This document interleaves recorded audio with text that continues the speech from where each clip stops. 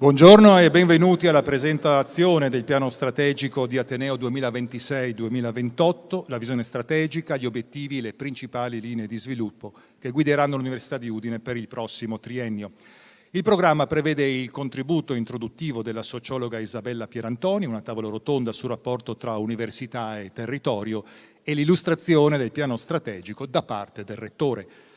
Iniziamo quindi con la riflessione di Isabella Pierantoni, fondatrice di Generation Mover. Il suo intervento è intitolato «Il XXI secolo ha un ritmo generazionale. Ogni cambiamento ridefinisce i futuri che possiamo immaginare e costruire». Sociologa e futurista, Isabella Pierantoni è fondatrice di Generation Mover, realtà che studia e analizza i comportamenti generazionali in Italia in ambito professionale.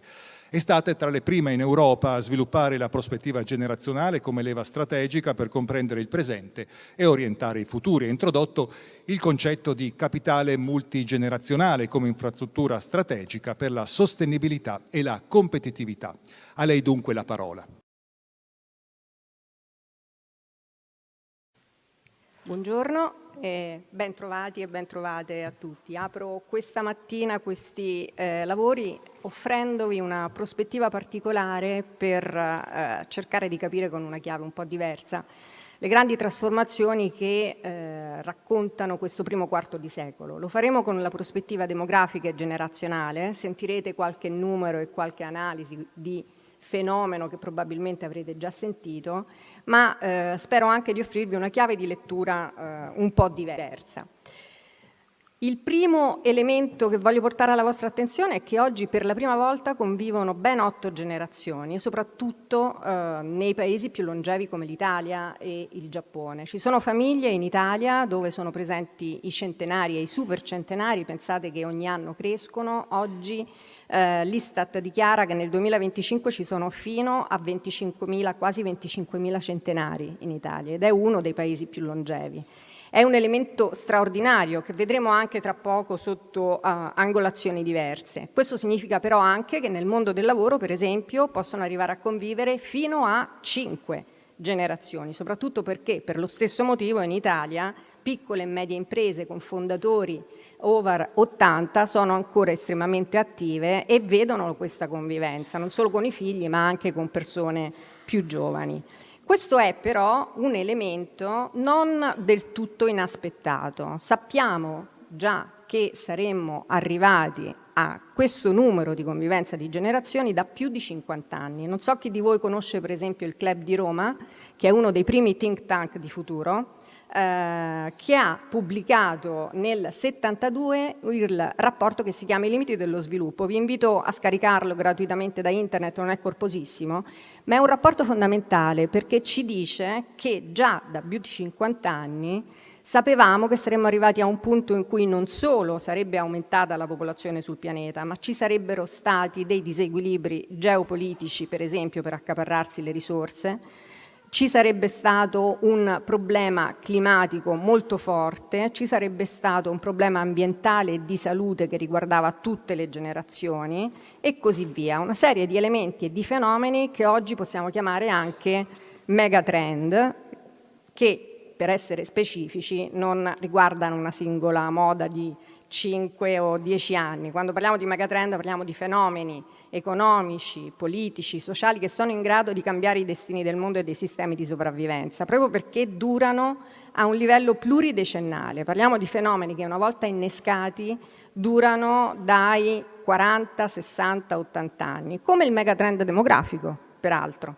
E questo è un elemento da conoscere, tanto che per esempio UNESCO definisce essenziale recuperare una competenza che è sempre stata nel genere umano e che ci ha portato fin qua all'allungamento della vita, proprio immaginando le conseguenze nel tempo di prendere delle decisioni oggi. Del resto i nostri antenati, gli agricoltori, se non avessero immaginato che per avere il raccolto l'anno successivo dovevano mettere da parte i semi nell'anno in corso, non ci saremmo evoluti fino ad oggi. Si parla di futures literacy, esattamente saper immaginare il futuro. Così come sappiamo leggere e contare, allo stesso modo dobbiamo riappropriarci di questa capacità che peraltro, e lo vedremo tra poco, una delle generazioni attuali è già in grado di maneggiare molto bene, molto meglio di tutte le generazioni precedenti.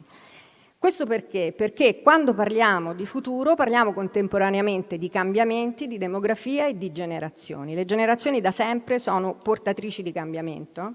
Ogni generazione porta un cambiamento a seconda delle circostanze in cui si trova a crescere e ad evolvere, un cambiamento che può essere ereditato dalle generazioni successive, ampliato, modificato oppure interrotto se non funziona più nei nuovi anni in cui questo si trova a riprodursi. E questo anche perché il futuro è in grado di produrre indizi nel presente, con questi famosi megatrend di cui vi parlavo. Peraltro in Europa ce ne sono ben 14 che l'Unione Europea tiene sotto controllo, che stanno agendo e continueranno ad agire nel corso di questo secolo. Il megatrend demografico è uno di questi. Allora andiamo a vederlo e cerchiamo di leggerlo con dei numeri che qualcuno di voi conosce già, ma vediamoli anche con l'innesco che può generare una lettura sociale fatta a livello generazionale. Abbiamo superato gli 8 miliardi di persone, lo sappiamo, già nel 2022, però magari vedere anche le età medie dei singoli paesi in questo modo ci comincia ad illustrare una prospettiva un po' diversa su come possiamo ragionare su questo numero. Queste sono le età medie dei continenti. Sappiamo tutti che esiste una parte del mondo al di sotto dell'equatore in cui c'è un aumento della popolazione e dove ci sono continenti in cui l'età media è più bassa, si vive anche di meno, peraltro, quindi anche questo va considerato.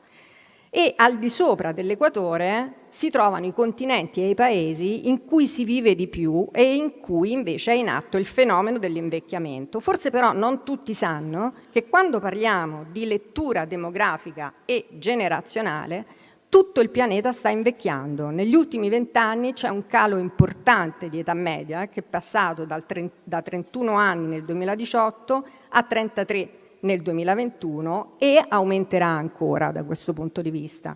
Perché anche qui, torniamo sul tema dei fenomeni e dei megatrend in particolare, si combinano i megatrend tra di loro, non vanno ognuno per la loro strada. Quindi quando si mettono insieme il megatrend tecnologico che ha consentito l'allungamento della vita media, ma che per esempio si unisce al fenomeno dell'istruzione, che soprattutto in Africa è stato molto dilagante e consente agli studenti di diplomarsi di più e alle bambine di decidere della loro vita feconda se sono in grado di andare a scuola, significa che diminuisce il tasso di fecondità di quella nazione, ad esempio.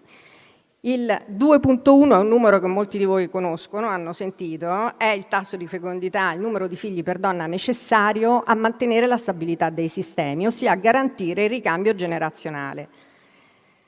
Sono numeri, ma finisco tra poco, non vi preoccupate, poi parleremo d'altro, ma ci serve per capire in che contesto ci caliamo. Questi sono i colori delle generazioni, azzurro e viola indicano Alpha e Zeta Generation. L'Alpha Generation sono i ragazzi che hanno intorno dall'1 a 14, 15, 16 anni, non c'è un confine così stretto.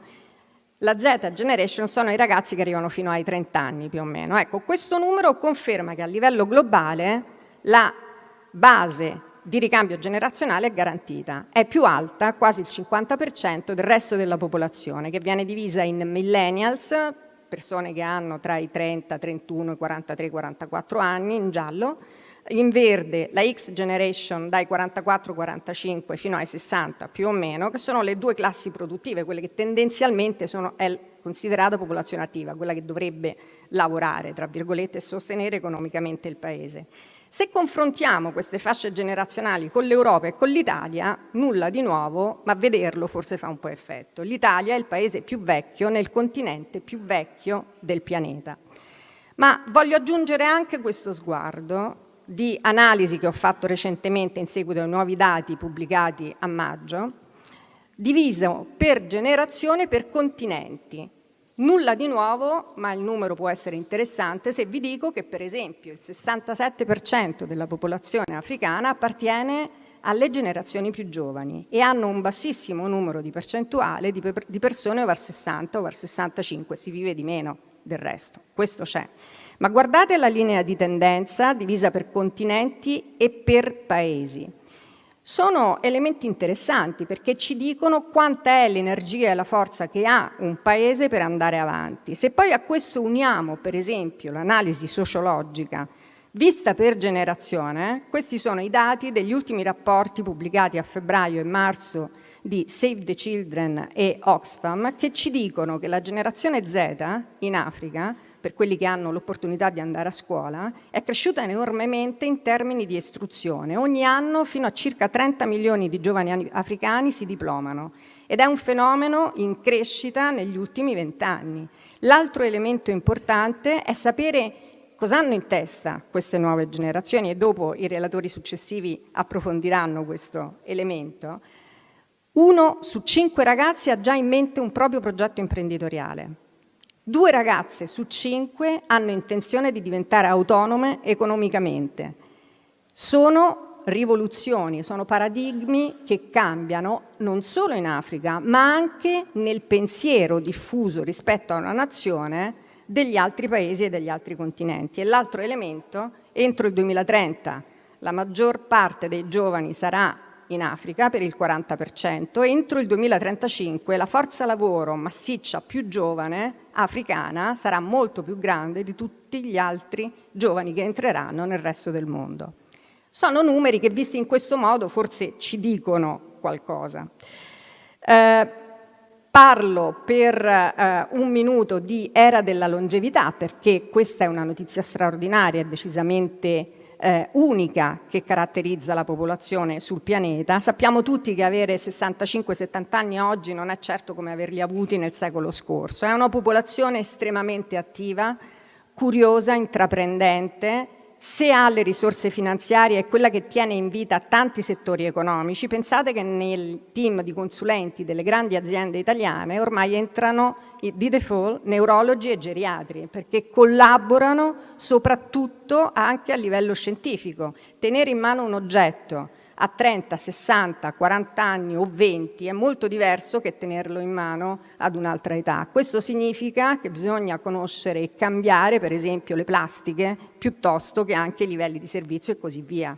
Il silver tourism è uno degli esempi di quanto questa generazione è in grado di investire, peraltro l'ultima che è stata in grado di guadagnare e di risparmiare, e che ha voglia di continuare a crescere. Si citano cifre di 3.500-4.000 euro l'anno in questo settore, spesi a testa da chi appartiene a questa fascia d'età.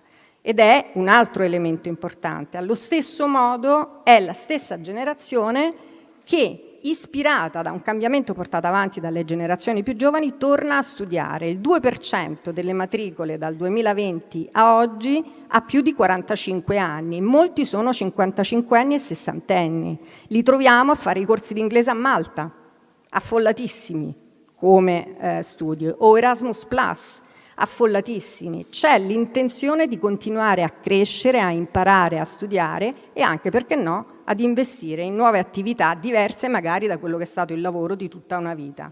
Chiudo questa parte con il tema dei pensionati lavoratori, che se è vero che oggi abbiamo raggiunto un numero importante di 24 milioni di occupati, sappiamo anche che la maggioranza è over 55, forse sappiamo meno che molti scelgono di restare al lavoro non tanto per problemi economici, pur avendo i requisiti per andare in pensione, ma perché vogliono continuare a dare un contributo, e le aziende si strutturano offrendo contratti differenti, per esempio cambiando quelli del part-time e offrendo mansioni diverse.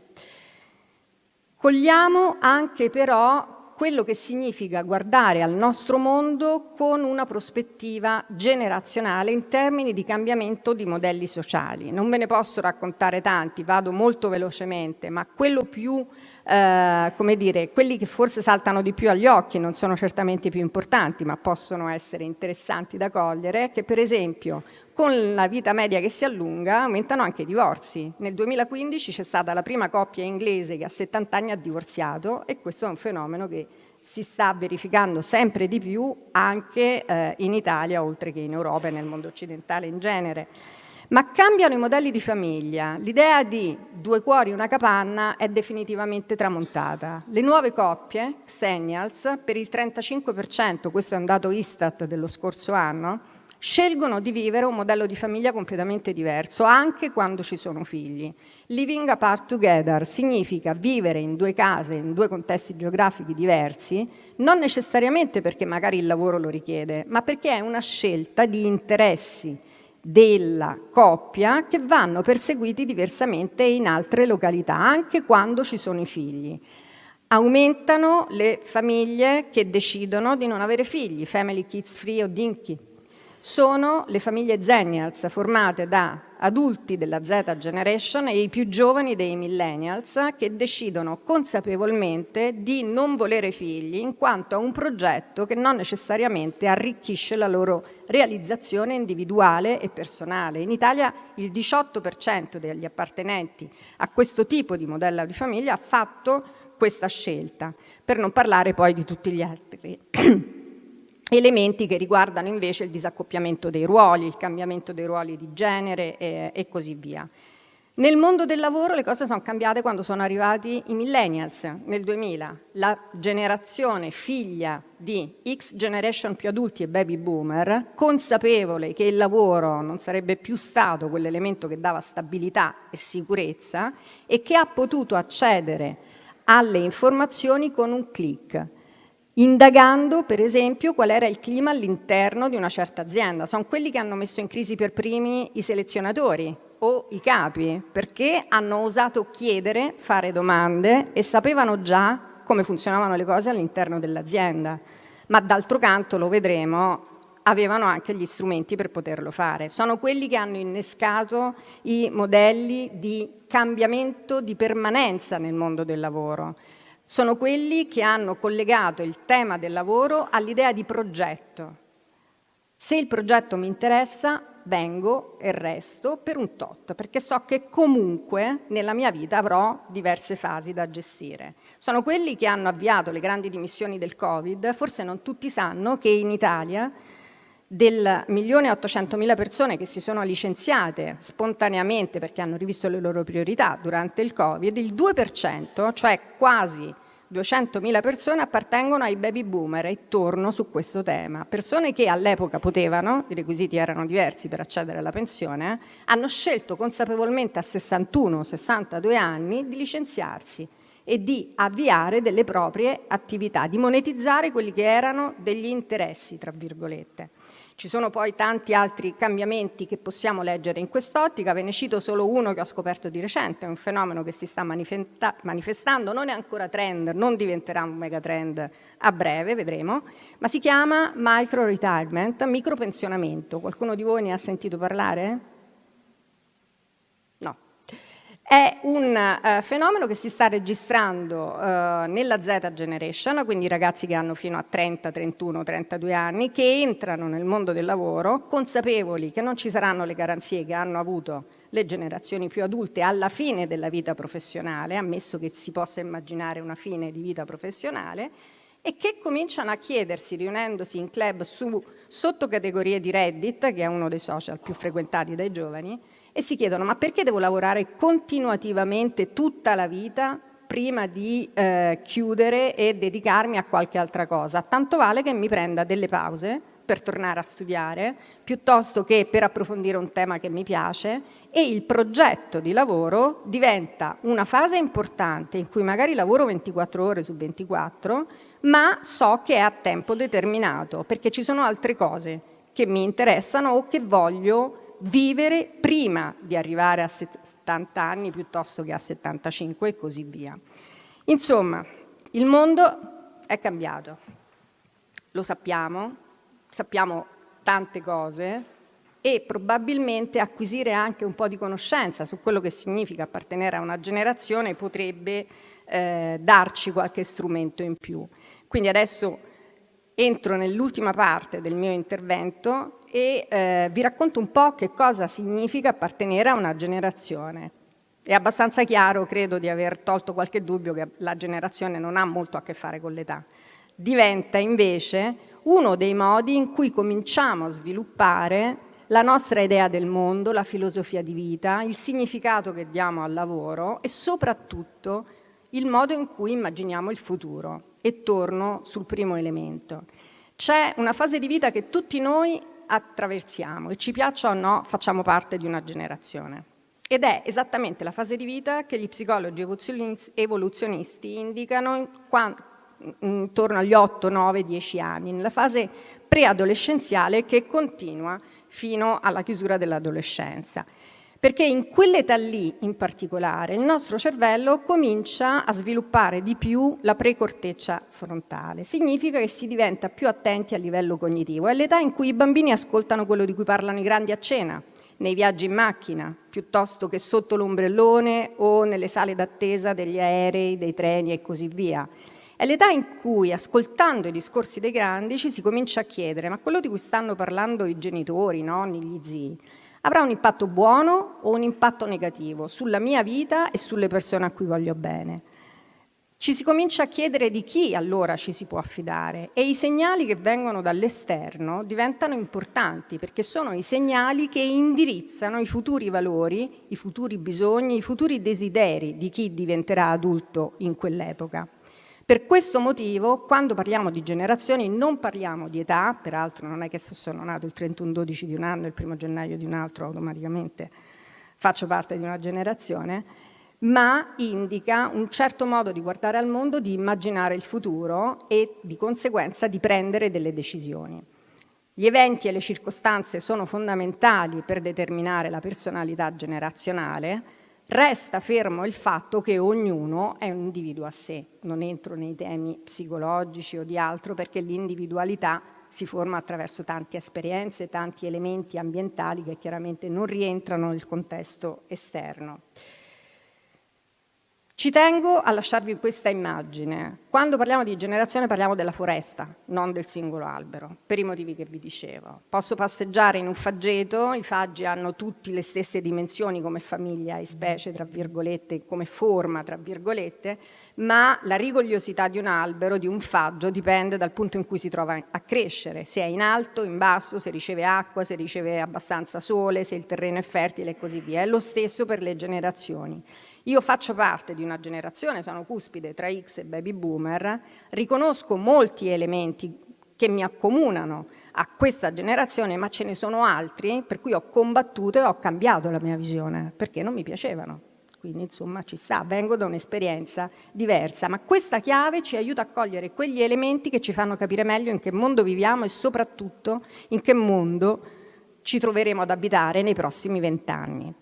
Allora, se pensiamo in questo modo, quando parliamo di baby boomer, X generation, millennial o Z, e immaginiamo in che epoca sono diventati grandi, diventare grande e vedere arrivare gli elettrodomestici a casa, poter avere l'opportunità di andare a scuola di massa, che è quello che è successo ai baby boomer, che sono andati tutti a scuola, erano sempre peraltro troppi ovunque, hanno vissuto il tema della competizione molto meglio rispetto ai più giovani di oggi. Competere faceva parte della vita, dovevo competere anche, non solo per frequentare la scuola, che magari mattino e pomeriggio perché non c'erano abbastanza aule, ma anche per accedere all'università. I concorsi al lavoro e i concorsi all'università sono stati loro la prima generazione a viverli, ma sono anche stati la prima generazione che ha visto nel lavoro la possibilità di migliorare la propria vita. Il fenomeno dell'ascesa sociale è cominciato con i ragazzi di questa generazione, che sono stati i primi a poter scegliere un lavoro diverso da quello della famiglia in cui si trovavano a crescere. Se divento grande in un momento storico in cui la parola più diffusa è disoccupazione. Pensate che il primo rapporto sulla disoccupazione è stato elaborato dal Ministero del Lavoro americano nel 1981. Prima non ce n'era mai stato bisogno. Le generazioni precedenti, se si fossero trovate ad avere difficoltà nel mondo del lavoro, sarebbero state richiamate dai loro precedenti datori di lavoro. I bambini della generazione X hanno visto i propri genitori andare al lavoro e tornare a casa disoccupati, senza avere chance per il giorno dopo. Sono i bambini che venivano salutati dai genitori, sempre per effetto delle circostanze storiche in cui si sono trovati a crescere, con non accettare caramelle nemmeno dagli amici e non parlare con gli sconosciuti, il fenomeno dell'eroina piuttosto che tutto il resto. Ecco, sono elementi che in qualche maniera influenzano se mi fiderò o non mi fiderò delle persone, che cosa penserò del lavoro o che cosa eviterò dal lavoro di portarmi a casa, e soprattutto comincerò a cambiare i miei modelli di come dire, di comportamento all'interno di questi mondi che fanno parte della vita individuale di ciascuno. Se divento grande in un mondo in cui per costruirmi una competenza mi basta conoscere l'inglese e avere una connessione internet e magari frequento le migliori università non solo del mio paese ma anche internazionali, forse anche gratuitamente con i Massive Open Online Courses che sono usciti nel 2010 e 2012, magari la competenza non ha più quel requisito indispensabile per riconoscere un capo o per riconoscere un leader, perché me la posso costruire quando mi serve. Sono gli stessi che mandano curriculum a raffica anche quando non hanno le competenze da questo punto di vista. Oppure se divento grande in un mondo in cui le mie relazioni non me le faccio giocando con gli amici di persona, ma giocando online, magari in treno, piuttosto che sotto l'ombrellone scopro che c'è qualcuno che gioca con la mia stessa app e diventa un amico prima a livello virtuale e poi a livello fisico, anche questo cambia la mia visione del mondo e la mia visione del lavoro. Sto parlando della Z Generation, che è la prima generazione che non ha avuto bisogno degli adulti per imparare. È un'affermazione importante questa ed è un atteggiamento estremamente critico. Nel bene e nel male sono la prima generazione che hanno avuto accesso alle informazioni con un click senza il filtro di un adulto. Sappiamo tutti che è un momento molto delicato. È anche la prima generazione che ha vissuto le prime due crisi economiche globali più importanti di questo secolo, che ha passato la fase adolescenziale in cui si creano le amicizie e si impara a superare le frustrazioni relazionali nell'adolescenza da solo a casa. Hanno imparato da soli a gestirsi un brutto voto senza avere un termine di paragone con gli altri in classe, per via dell'isolamento della pandemia Covid. È la prima generazione che H24 ha a disposizione il mondo per informarsi, per studiare, piuttosto che per scegliere dove andare a fare una festa con gli amici o che tipo di birra scegliere. È un altro modo di vivere nello stesso contesto ed è la prima generazione che mette il tempo come fattore di negoziazione. Il tempo è fondamentale, è la prima generazione che ha imparato a fare mind mapping, cioè mettere insieme tante relazioni e vederne nel tempo le conseguenze. È la prima generazione futures literated. Che significa? Significa che per esempio sono quelli che fanno gli esami di terza media partendo da un oggetto e mettono insieme 13 materie. Ci sono moltissimi adulti che non sanno ancora farlo e che magari aspettano i corsi nelle aziende se sono fortunati ad utilizzare questo strumento. È un elemento di crescita molto diverso. Sono quelli che hanno insegnato agli adulti a fare la raccolta differenziata e sono estremamente consapevoli che non è detto che la longevità li riguarderà, perché stanno aumentando le malattie nei più giovani, piuttosto che una serie di altri elementi che oggi insomma non vi posso raccontare. Ho ancora 2 o 3 minuti, ce la faccio? Okay. Come state? Ok. E poi l'ultimo elemento, torno sul lato economico-finanziario. La Z Generation è l'erede dei baby boomer. Le agenzie finanziarie, le banche e i grandi family private banker si allenano a negoziare con loro, non con i nonni o con gli zii. Questo perché la X Generation e i millennial, purtroppo spiace dirlo, i soldi li vedranno tra un po', li stanno già utilizzando molto spesso, perché anche grazie all'aiuto dei genitori riescono ad andare avanti in un mondo difficile da questo punto di vista, e gli eredi sono loro. In Italia si parla di un trasferimento di ricchezza di 200 miliardi entro il 2030 direttamente nelle tasche di questa generazione. Se pensiamo che per un X Generation che riceve in eredità un capannone magari vecchio da parte degli zii o dei nonni è facile ottenere un mutuo e non lo ottengono i più giovani per una casa, ci sta fare ragionamenti di questo genere. Ed è un altro modo di guardare a questo mondo con questa lente. Insomma, la Z Generation è la prima generazione che non negozia il futuro e che non accetta di riceverlo in eredità, come è successo per le altre generazioni. Avrete sentito parlare della rivolta degli scarafaggi in India, che stanno cambiando le carte in tavola. Non so se avete sentito parlare della rivolta della Z Generation in Nepal, che hanno sovvertito il governo, lo hanno fatto cadere, in Marocco piuttosto che in Kenya, in Madagascar e così via. Insomma, anche dal punto di vista politico è una generazione estremamente attiva che rispolvera vecchi ideali validi per tutta l'umanità, non solamente per una generazione. Si torna ad ispirare il movimento collettivo che riguarda il miglioramento delle condizioni di vita e di salute di tutti e di tutte, non solamente di un certo gruppo. Finisco con il fattore alfa. Tra 2 anni ve li ritrovate forse in università. È la prima generazione di ragazzi che sa gestire virtualmente un'app, non lo sa programmare ancora, che non ha paura della tecnologia e dei chatbot, con cui conversa amabilmente tutti i giorni. Se si sente giù si fanno raccontare, se si sentono giù si fanno raccontare una barzelletta, o anche si fanno impostare un progetto da realizzare online per guadagnare. È la generazione che ha più influencer che guadagnano da questo punto di vista. E il lavoro cambia anche qui di nuovo senso e significato. È la prima generazione di ragazzi però che pensa al mondo in maniera interculturale, che immagina un mondo del lavoro in cui le tecnologie ci sono, dove non ci sono resistenze, ognuno le sa utilizzare e si aspetta un mondo interculturale.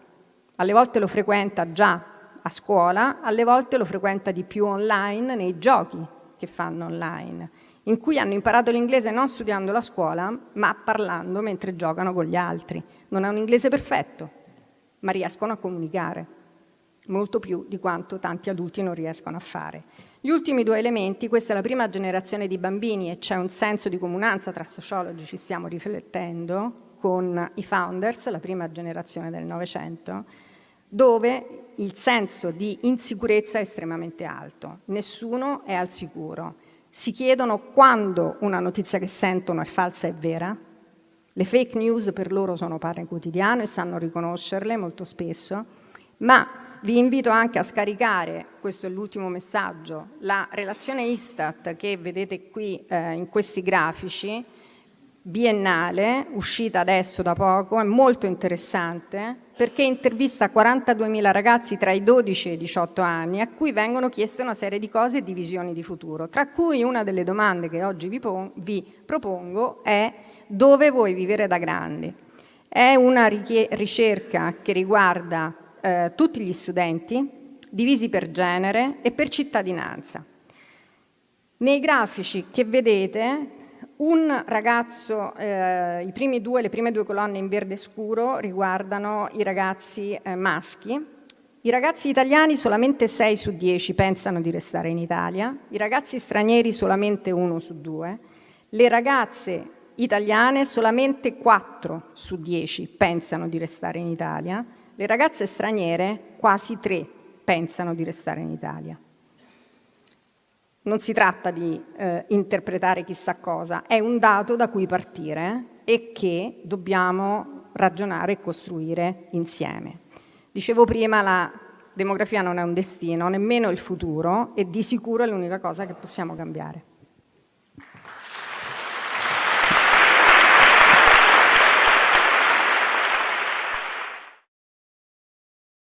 Buongiorno, benvenuti, buongiorno a tutti. Bene, Assessore, no, tenga pure il microfono in mano, Assessore, che comincerei proprio subito da lei, perché abbiamo sentito questa interessantissima relazione della professoressa Pierantoni e devo dire che partendo dalla riflessione che la Regione è impegnata sicuramente a favorire, no, la crescita del capitale umano, dei ragazzi che sono impegnati e studiano e frequentano i nostri sistemi di formazione in Regione, e c'è un'offerta, come dire, differenziata ma anche talvolta complementare. Utilizzerei proprio le parole della professoressa di prima, cioè qual è l'impegno della Regione per saper e contribuire a immaginare il futuro a questi ragazzi, proprio perché concludeva poi la relazione, il futuro non è un destino e quindi evidentemente va anche accompagnato con delle scelte. Su questo la Regione è impegnata e direi di fare un po' di ripercorrere quello che state facendo. In Intanto grazie della domanda e interverrò sicuramente nel merito di quello che mi è stato richiesto e devo dirlo partendo dalle riflessioni che sono state fatte in apertura dalla professoressa e da quella che è un'analisi con la quale in realtà tutti i sistemi sociali che abbiamo davanti a noi in questo momento stanno facendo i conti. Il merito sicuramente della professoressa è stato quello di mettere in fila tutte quelle che sono le sfide che in questo momento ci troviamo a dover affrontare, che sono sfide legate al tempo, sono sfide legate alle competenze che cambiano, sono sfide legate a un contesto sociale che è profondamente diverso da quello che abbiamo conosciuto e su cui le università, ma direi tutte le istituzioni, sono cresciute e si sono sedimentate. Fondamentalmente noi, ed è questo il grave errore che molto spesso ci troviamo a fare, e credo ogni generazione fa, un po' come diceva Orwell, pensare che noi continuiamo a leggere il presente con gli occhi della nostra generazione, non rendendoci conto di quello che è un presente che cambia, che dà dei segnali importantissimi, il fenomeno delle grandi dimissioni, il fenomeno della decisione molto anticipata di andare via dal nostro paese è molto definita. Il dato su cui dobbiamo lavorare è che dobbiamo, esattamente come all'interno del piano dell'Università degli Studi di Udine, capire quale modello sociale vogliamo costruire, come leggiamo il modello sociale nel quale ci inseriamo e quali sono i principi di cambiamento che per noi sono fondamentali. Passano sicuramente da quello che, indipendentemente da chi lo fa, è una visione di ideali. Peraltro una delle cose che non è stata detta è che io rivedo moltissimo il ritorno delle ideologie. C'è stato un lungo periodo in cui le ideologie, intese come visione filosofica e politica della società, sembrava avessero definitivamente abbandonato il nostro sistema sociale. Io invece sto vedendo sempre di più i segnali che quelle che magari abbiamo demonizzato come le ideologie sono una nuova e rinnovata Me lo dice chiave. con favore? Sì. Io sempre, nel senso che è evidente che è il modello attraverso il quale si costruisce il mondo e bisogna averlo se lo si vuole costruire. Detto questo, per la Regione Friuli Venezia Giulia ci sono alcuni dati essenziali. Il primo è che in questi anni abbiamo deciso di investire sul capitale umano, non perché siamo convinti che riusciamo ad invertire il trend demografico, ma prima di tutto perché siamo convinti che bisogna dare grandi opportunità al nostro sistema e poi perché siamo convinti che solo da pregi molto sostanziali riusciamo a decidere l'attrattività di questo territorio, perché se è vero che la sua composizione cambierà, tanto vale comprendere con quali modalità potrà cambiare e quali sono le risposte che bisogna dare. L'abbiamo fatto pensando che stanno cambiando anche gli studenti, che il sistema universitario è molto diverso dal sistema universitario degli anni passati. C'è sicuramente più curiosità di quella che c'era all'epoca delle altre generazioni, che io non ricordo mai come si chiamano e come vengono definite. La nostra forse è Z, non sì, vorrei ma però. Sicuro anche quella prima, ma c'è bisogno di un apprendimento differente che è fatto molto di flessibilità, che è fatto molto di scelta e che è soprattutto un apprendimento continuo che non si conclude con il percorso universitario. Uno dei motivi per cui i ragazzi e i giovani nei dati, nelle analisi che vengono fatte, dicono che vanno via dal nostro paese è perché ritengono che all'interno del nostro sistema produttivo e del nostro sistema del mondo del lavoro non ci sia più una formazione che accompagna la crescita dei ragazzi all'uscita dal sistema universitario. Ci sono 4 motivi, li hanno analizzato e continuano ad analizzarli tutti.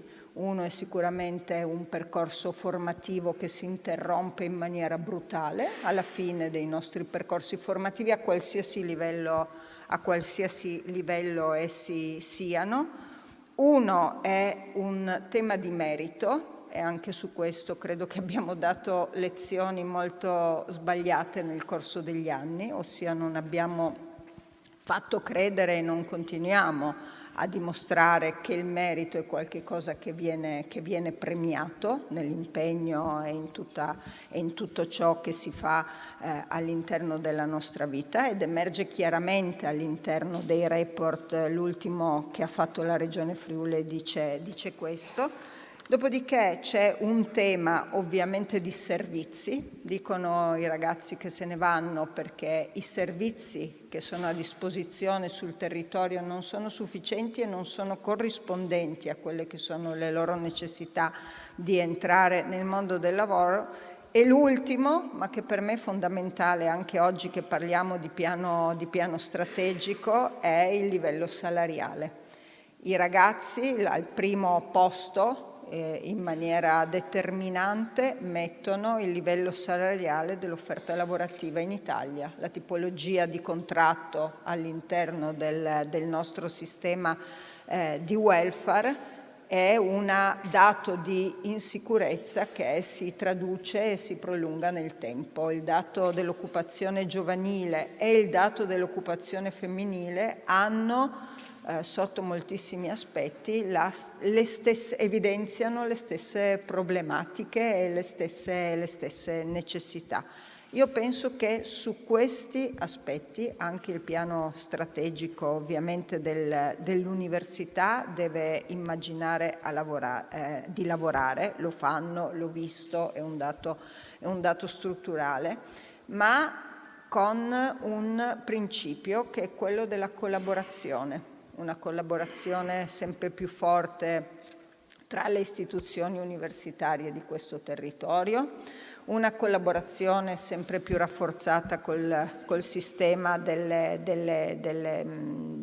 enti locali e delle pubbliche amministrazioni e delle istituzioni, ed è fondamentale, ma per quanto mi riguarda un sistema sempre più forte col mondo produttivo e con l'impresa, perché solo ed esclusivamente da un'alleanza rafforzata tra università e sistema produttivo, con una garanzia di percorso, di ingresso, di progressione di carriera, di lavoro, si può immaginare il futuro. Da questo punto di vista, e chiudo, promesso, i dati sono evidenti. La Regione Friuli Venezia Giulia negli ultimi anni ha più che triplicato gli interventi a supporto del sistema universitario, a supporto del diritto allo studio, a supporto della ricerca, a supporto della formazione, del capitale umano e dell'alta formazione. Non sto a elencare i dati, ma posso assicurare che sono più che triplicati in pochissimi negli ultimi anni.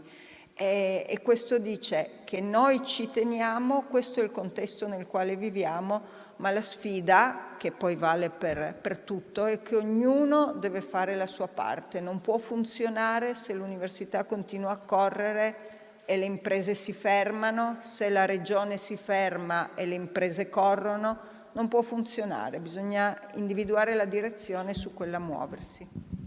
Grazie.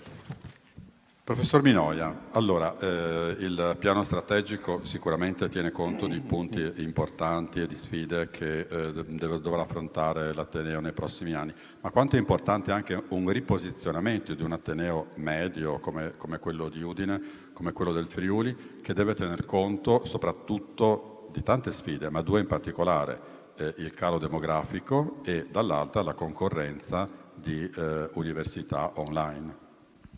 Certo, grazie dell'invito innanzitutto. Ma io credo che abbia centrato un tema cruciale, no? L'Ateneo, qualsiasi Ateneo, quindi anche il nostro, si trova in un contesto che io, da aziendalista, chiamo contesto o sistema competitivo collaborativo. È inevitabile che noi, adesso parlo di Uniud, ma vale per qualunque ateneo, siamo in concorrenza con altri atenei, innanzitutto quelli più vicini, più simili a noi, perché ci contendiamo gli studenti. È anche vero però che pur riconoscendo che una certa quota di competizione è inevitabile e anche sana, io direi tutto sommato, ci sono spazi di collaborazione che forse possono essere sfruttati meglio. Mi spiego.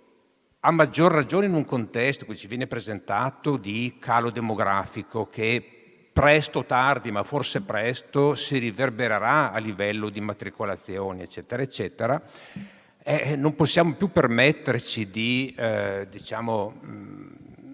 sprecare, diciamo così, delle risorse. Dobbiamo utilizzarle al meglio. Questo in un'ottica sia di contenimento di costi, sia di sfruttamento di risorse utili che altri atenei o enti hanno e che noi non abbiamo. Allora, faccio l'esempio classico. Noi con Trieste, qua c'è la rettrice credo, siamo due atenei a credo 80 chilometri in cui possiamo fare molto di più. Non possiamo immaginare che gli stessi corsi di studio li facciamo noi e li fa Trieste. Non possiamo tenerli aperti tutti forse, quelli che abbiamo, non potremo tenerli aperti tutti da qui a 5-10 anni. Possiamo invece fare delle cose insieme, dottorati, corsi di studio, partecipare a bandi competitivi, scambi di docenti. Parlo di Trieste perché è l'ateneo più vicino e per certi versi più simile a noi. So che nel piano, no, mi pare si parli del caso di Klagenfurt, no, Angelo? E con Klagenfurt si sta facendo molte cose belle in questa direzione, perché ci sono spazi anche con atenei esteri. Se ci immaginiamo come posizionamento strategico di essere un ateneo di riferimento della Mitteleuropa, allora dobbiamo confrontarci con appunto Klagenfurt, Villach, Lubiana, eccetera, eccetera. Questo secondo me, presenta dei benefici, delle sinergie per tutti, perché consente il funzionamento del classico meccanismo per cui 2 più 2 fa 5. Si valorizzano risorse che da soli non si hanno e che non si potrebbero sfruttare appieno. Aggiungo solo che spazi di collaborazione ci sono non soltanto con gli atenei, ma con altri soggetti, enti del territorio, penso ad esempio agli ordini professionali. Gli ordini professionali, adesso io in mente quello dei commercialisti per formazione professionale, ci possono dare tanto in termini di conoscenza del mercato, del fabbisogno formativo, eccetera. Noi possiamo dare loro tanto in termini di cultura. Quello che l'università, secondo me, può dare difficilmente delegabile è il piano culturale, il senso delle cose che si insegnano, al di là delle tecniche. Devono essere complementari. Questo è un valore aggiunto nostro, secondo me, ineludibile. Oppure rapporti con le imprese. No? Le imprese, quelle più grandi, sviluppano delle corporate academy perché hanno capito che c'è bisogno di fare formazione al proprio personale a qualsiasi età. E noi possiamo dare una mano certamente a queste corporate academy. Adesso scusate, faccio esempi più sul piano delle imprese perché da aziendalista ho in mente quell'ambito lì, ma credo che ce ne siano tanti di ambiti con cui possiamo collaborare. E quindi non mi ritrovo in quello che ha detto l'assessore prima. La collaborazione è un fattore chiave a livello regionale per lo sviluppo economico, sociale, civile di tutti, del territorio della regione. Grazie. Elisabeth Moretti. Allora, abbiamo sentito prima una reazione, adesso gli interventi appunto dell'assessore e del professore. Ma cerchiamo anche di guardare l'università dal punto di vista vostro, degli studenti.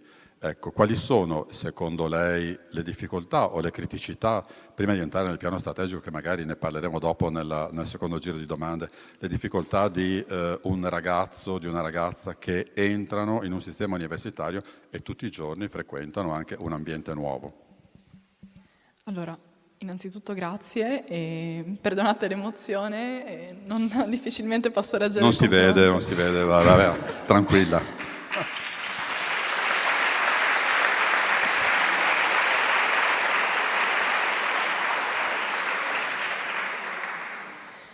Allora, domandona.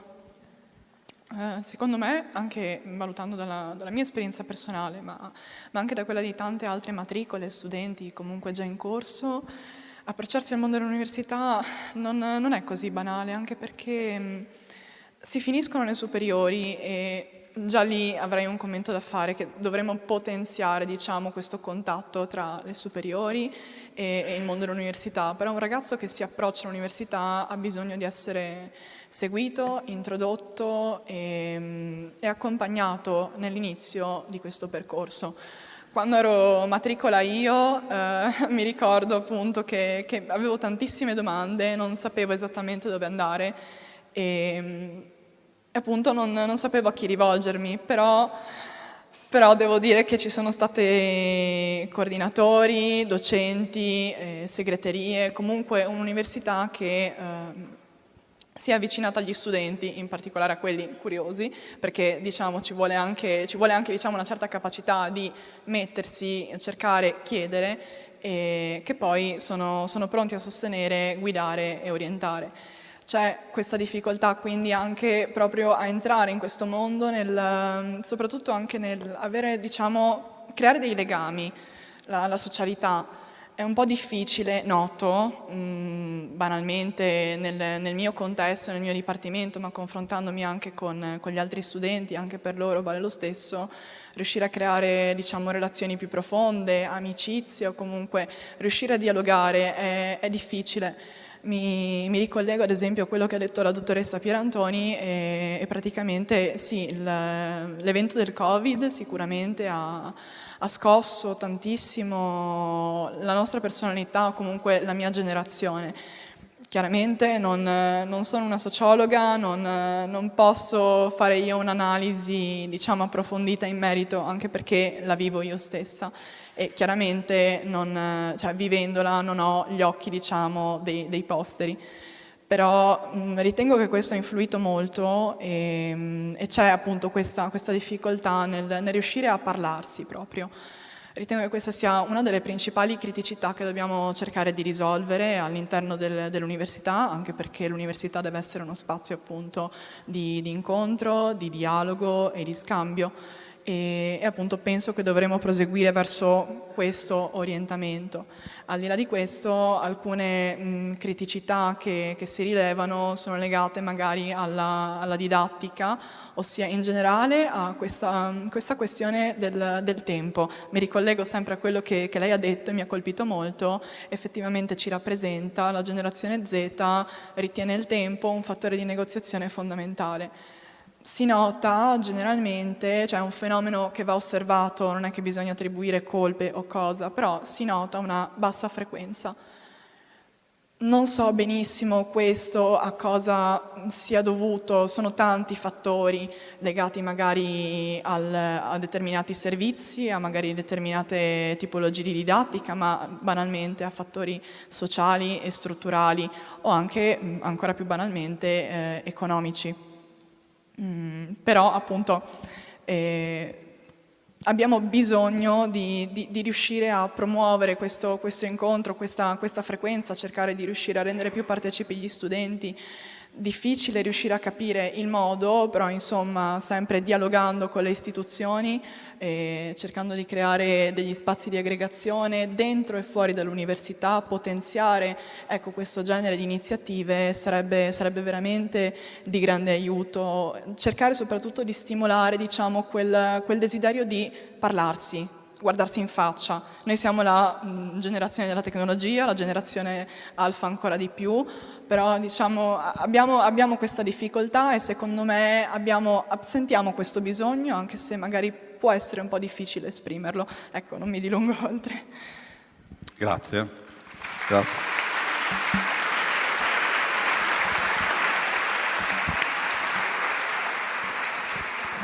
Poi se vorrai ti puoi anche dilungare perché hai superato brillantemente, quindi insomma stavi andando comunque molto bene. Assessore, abbiamo ascoltato da Moretti l'esigenza di ascolto. Ecco, parliamo di ascolto e comunque di osservazione un attimo del sistema di formazione e di istruzione regionale visto da lei, cioè i sistemi che vengono offerti, ci sono nel nostro territorio comunque 2 università, DTS, istituti di ricerca, eccetera. Come lavorano insieme, quindi il tema di questo incontro, di questo confronto stamattina è anche contesto e sfide, no? Come lavorano insieme e come poi dialogano con il territorio. Allora, diciamo che la definizione di sistema collaborativo competitivo è quella che rappresenta il nostro territorio, ma devo dire rappresenta, credo, tutti gli ambiti sociali nei quali ci stiamo sviluppando. Io racconto una cosa: la prima volta che sono diventata assessore era il 2008. C'era un muro che divideva Gorizia, la mensa, anzi c'era la mensa per gli studenti dell'Università di Udine e non c'era neanche, e mi pare c'era il buono pasto per gli studenti dell'Università di Trieste.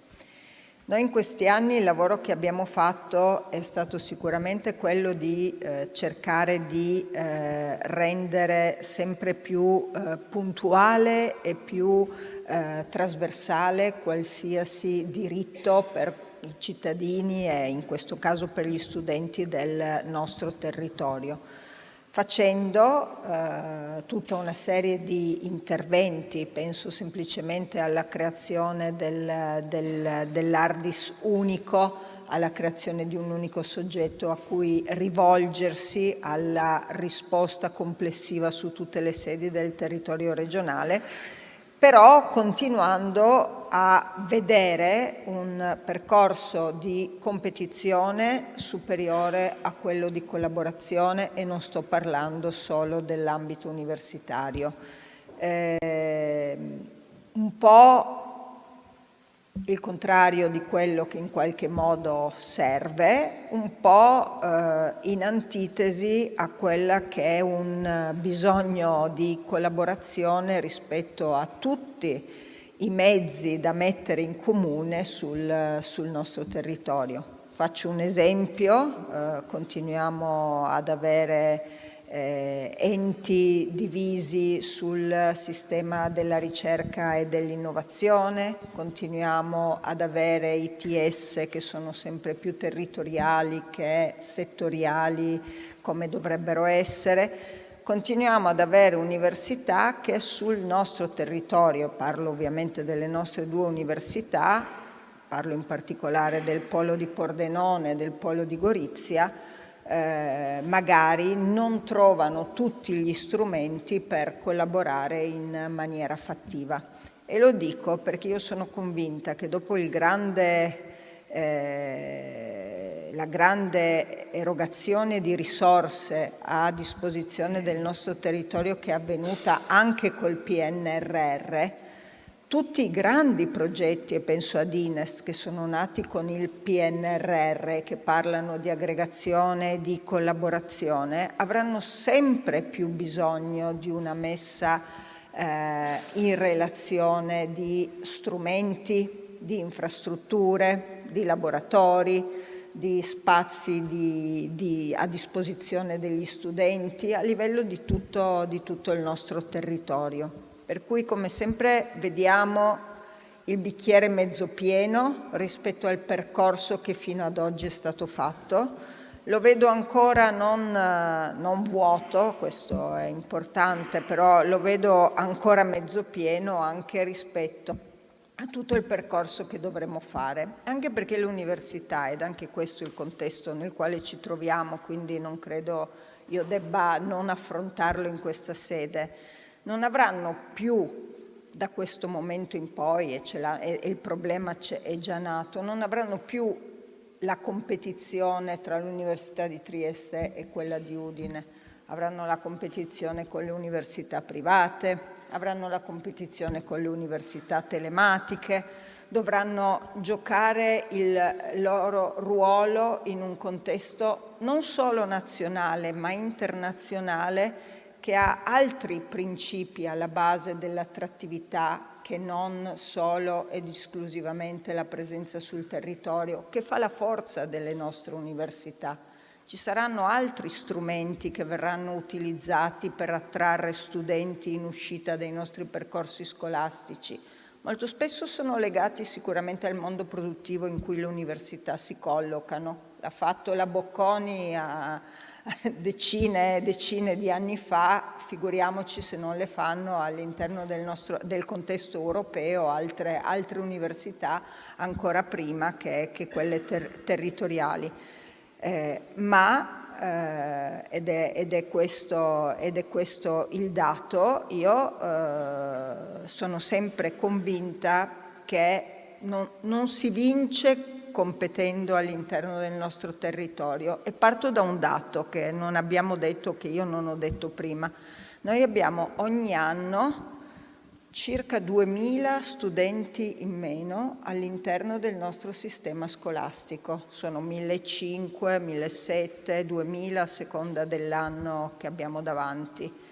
E questo è un dato in proiezione, non siamo ancora arrivati alle scuole superiori in maniera sostanziale. Cominciamo quest'anno, ci sono i primi segnali di mancanza di alunni per formazione di alcune classi in alcuni territori. Siamo ancora fermi agli istituti comprensivi con questi cali strutturali, ma sono anche questi i numeri coi quali dobbiamo fare i conti, quindi la diminuzione degli studenti, a cui possiamo rispondere con percorsi di internazionalizzazione e inevitabilmente la concorrenza delle altre università private e in maniera strutturale delle università telematiche, che continueranno, adesso che hanno rotto il muro di medicina, continueranno ad estendersi, espandersi, e alla fine il titolo è il medesimo. Dobbiamo giocare sulla qualità. Quando ho fatto l'università io, secoli fa, c'erano 2 atenei, fondamentalmente la sede di Gorizia era appena nata, Pordenone non era nemmeno nell'orizzonte egemona neppure. Questi sono sicuramente l'effetto dell'espansione del sistema universitario, però sono anche l'effetto di come il sistema universitario è visto dal territorio. Ormai in molti casi una volta erano i ragazzi che andavano all'università, anche a proposito di socialità, di frequenza, erano i ragazzi che si spostavano verso l'università. Adesso è l'università che si è spostata verso i ragazzi, e anche questa, seppure banalissima come l'ho elencata io, è una chiave di lettura sostanziale di come il nostro sistema universitario debba cambiare anche in visione di un piano strategico. Ma brevemente, la Regione quanto investe sul sistema universitario ogni anno? Ho i dati perché io con la... ecco. Bene. Allora noi in questo momento, nell'ultimo triennio, abbiamo investito 85 milioni di euro,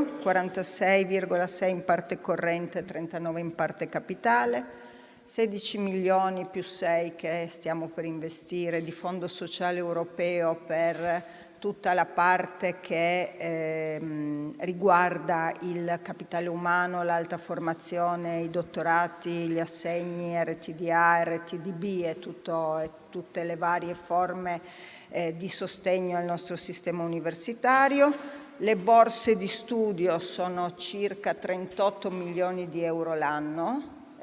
Io lo sottolineo perché anche questo è un tema di competitività, di attrattività, ma soprattutto di mantenimento di questo standard nel futuro. Noi in questo momento garantiamo il 100% delle borse di studio, ma noi in pochissimi anni, non mi ricordo se sono 4 o 5, siamo passati da 15 milioni a 37 milioni. Sono moltissimi messi a disposizione, a cui si aggiunge tutta la parte di sistema, i 27 milioni sul mondo della ricerca che inevitabilmente toccano anche il sistema universitario, e tutta la vita del diritto allo studio, dei servizi agli studenti, di Ardis, dell'edilizia legata alla permanenza degli studenti sul nostro territorio, della programmazione di quella che è un'offerta per creare strutture che ospitano gli studenti, che in questo momento abbiamo garantito su tutto il territorio regionale, sono altri 50 milioni di euro. Grazie. Professor Minoia, la domanda sui numeri mi serviva anche per introdurre questa con lei, che prima insomma, ha citato alcune volte i commercialisti, e quindi anche l'università deve fare il suo bilancio, e quindi è importante poi tener conto dei numeri. Ecco, allora, qual è l'utilizzo degli strumenti che possono essere utilizzati per l'analisi dei costi e il controllo della gestione dei costi appunto dell'università? Sì, la pianificazione strategica richiede proprio ontologicamente, strutturalmente, un ampio ricorso a numeri. Numeri vuol dire tante cose, cioè vuol dire avere disponibilità di numeri, dati contabili, quindi costi, ricavi, dati monetari, e dati non contabili relativi a immatricolazioni, numero di iscritti, eccetera. Dati di tipo interno, ma anche dati di contesto, no? Come ci ha presentato prima relativamente agli aspetti demografici la collega. Ecco, quindi in un contesto di pianificazione tutto il ciclo di piano, dalla concezione iniziale del piano poi al monitoraggio e alla realizzazione, richiede far riferimento a dei numeri solidi.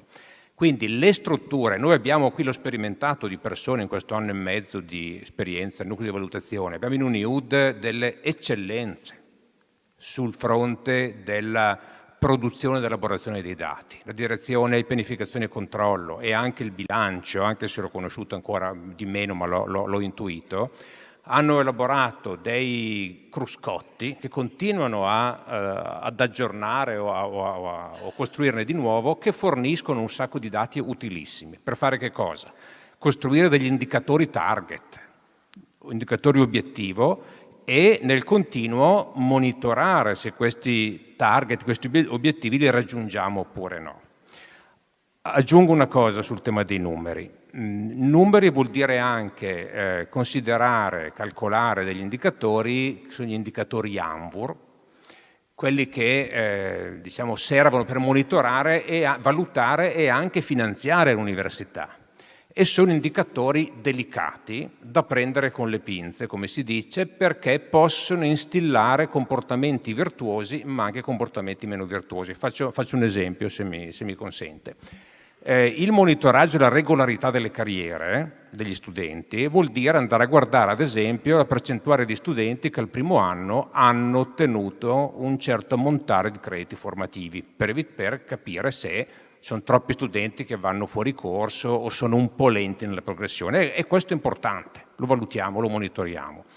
Però attenzione che, e questo l'ho constato anche su me stesso in aula, rischia di indurre nel docente e negli studenti che lo percepiscono subito, poi Elisabeth dice se ti accorgi, una dinamica, una logica di tipo strumentale, cioè l'importante è superare l'esame e farlo alla svelta. Questo, se da un lato accelera le carriere, accelera la laurea, va benissimo, porta con sé il rischio di perdere una profondità della conoscenza, perdere quella dimensione culturale che invece è connaturata allo studio universitario. Deve essere professionalizzante, sì, ma ripeto, se la cultura non la diamo noi, difficile acquisirla dopo. Quindi dobbiamo gestire, sconoscere questi numeri, questi indicatori, ma poi essere, come docenti, eccetera, molto, come dire, equilibrati nel gestirli e nell'orientare i comportamenti. Quindi supportare, indirizzare gli studenti a sostenere gli esami in tempi ragionevoli, ma anche guidarli a comprare e leggere i libri, cosa che si fa sempre di meno. Mettiamo a disposizione le slide, punto e basta. Quando si fanno domande di tipo più approfondito, a tema, di argomentative, si vede subito che c'è una dinamica nel tempo di peggioramento. Questo è un peccato. Quindi il numero serve, contabile e non contabile, poi bisogna essere molto cauti, molto attenti, molto saggi nell'utilizzarlo in maniera appropriata. Grazie. Moretti. Tra poco ascolteremo appunto l'illustrazione del piano strategico da parte del rettore. Lei l'ha già sbirciato un po', sì. E che cosa ci può dire? Allora, Il rettore è lì. Sì, che magari... Se mi permette, mi ricollego un momento a quello che Sì. diceva il professor Minoia. Se vicino al microfono la sentiamo meglio, grazie. Concordo, effettivamente succede spesso che gli esami vengano visti come qualcosa da superare al più presto, ecco, per riuscire a raggiungere il traguardo che è la laurea. Ed è per questo motivo che effettivamente anche come studente, ma anche come banalmente persona della comunità accademica e comunque tiene all'università, ritengo sia un peccato avere questa bassa frequenza, anche dovuta a questo cambio di paradigma, no? La questione del tempo e la questione della socialità, ma in generale anche legata al fatto che forse l'università non è più vista come la priorità immobile, diciamo, nella vita di uno studente, perché magari subentra il lavoro, subentra una vita frenetica, subentra la famiglia, subentrano tutta una serie di dinamiche che però comunque l'università cerca di tutelare, insomma, sbirciando il piano strategico, ma in realtà insomma, è anche una continuazione di un lavoro che era già stato iniziato. I servizi agli studenti sono numerosi e comunque si programma, c'è sempre diciamo, una programmazione nel potenziamento di questa tipologia di servizi. Faccio ad esempio riferimento ai servizi relativi al benessere psicologico, che sono comunque molto importanti e che comunque dovremo cercare di promuovere maggiormente, considerata insomma, la natura insomma, della nostra generazione. E sono numerosi anche i servizi legati appunto all'orientamento in entrata, che è vero vanno potenziati proprio perché comunque c'è questa dimensione di spaesamento, disorientamento all'inizio, e in particolare ci sono anche servizi legati all'uscita, quindi servizi legati alla carriera, alla creazione di curriculum, alla conoscenza appunto delle imprese sul territorio, servizi legati appunto alla gestione, insomma finalizzati a supportare la vita privata dello studente nel corso appunto del suo percorso formativo.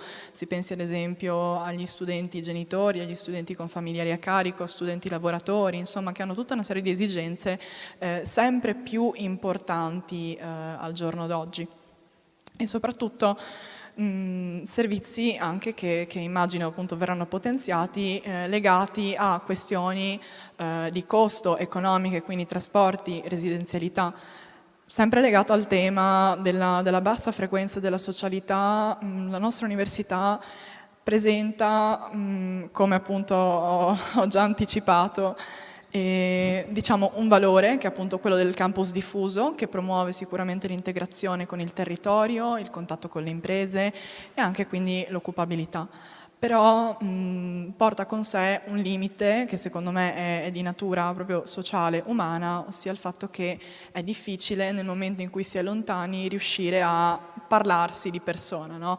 Fortunatamente abbiamo le tecnologie che ci aiutano e ci permettono di rimanere costantemente in contatto, però anche proprio a livello di studenti sarebbe ottimo, sarebbe bello se riuscissimo a frequentarci di più, cosa che non è sempre possibile, magari perché il costo dei trasporti è elevato, penso ad esempio per gli studenti pendolari non residenti nella regione FVG e che quindi non godono di magari tutta una serie di scontistiche di cui noi residenti godiamo, o altrimenti i temi legati alla residenzialità. Nel momento in cui non godono di tutta una serie di scontistiche è utile, e l'università appunto sta, mi pare, programmando di avviare questa direzione, ecco, creare residenze, cioè potenziare le residenze e in particolare anche magari creare residenze temporanee che favoriscano diciamo, una permanenza breve nelle varie città appunto in cui l'università è presente. Ecco. Bene, grazie Elisabeth Moretti, esame superato. Grazie all'assessore Alessia Rosolin, grazie al professor Minoia e buon proseguimento con la presentazione del piano strategico.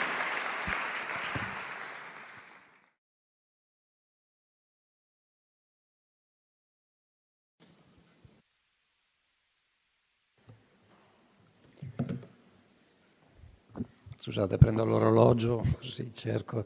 Mi hanno confermato che c'è un piccolo brindisi alla fine, quindi c'è una motivazione anche finale. Spero di non essere troppo lungo, ma insomma, volevo anche raccontarvi alcune cose.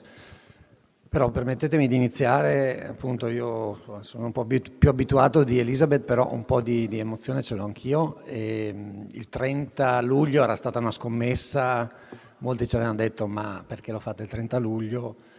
E l'abbiamo fatto perché abbiamo approvato il piano strategico in una riunione congiunta del Senato e del CDA il 10 luglio.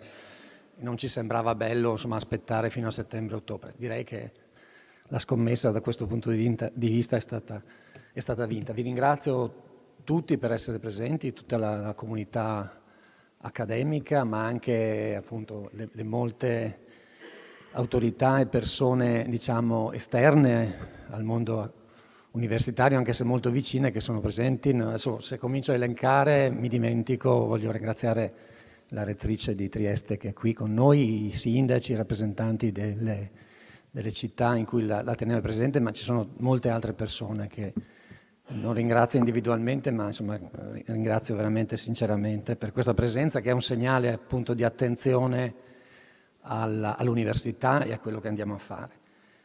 E voglio dire due cose anche sul piano strategico di tipo generale molto velocemente. La prima non è per noi un adempimento burocratico, nel senso che è una cosa che gli atenei fanno, devono fare, ma per noi è veramente un modo per definire quello che vogliamo realizzare negli anni a venire.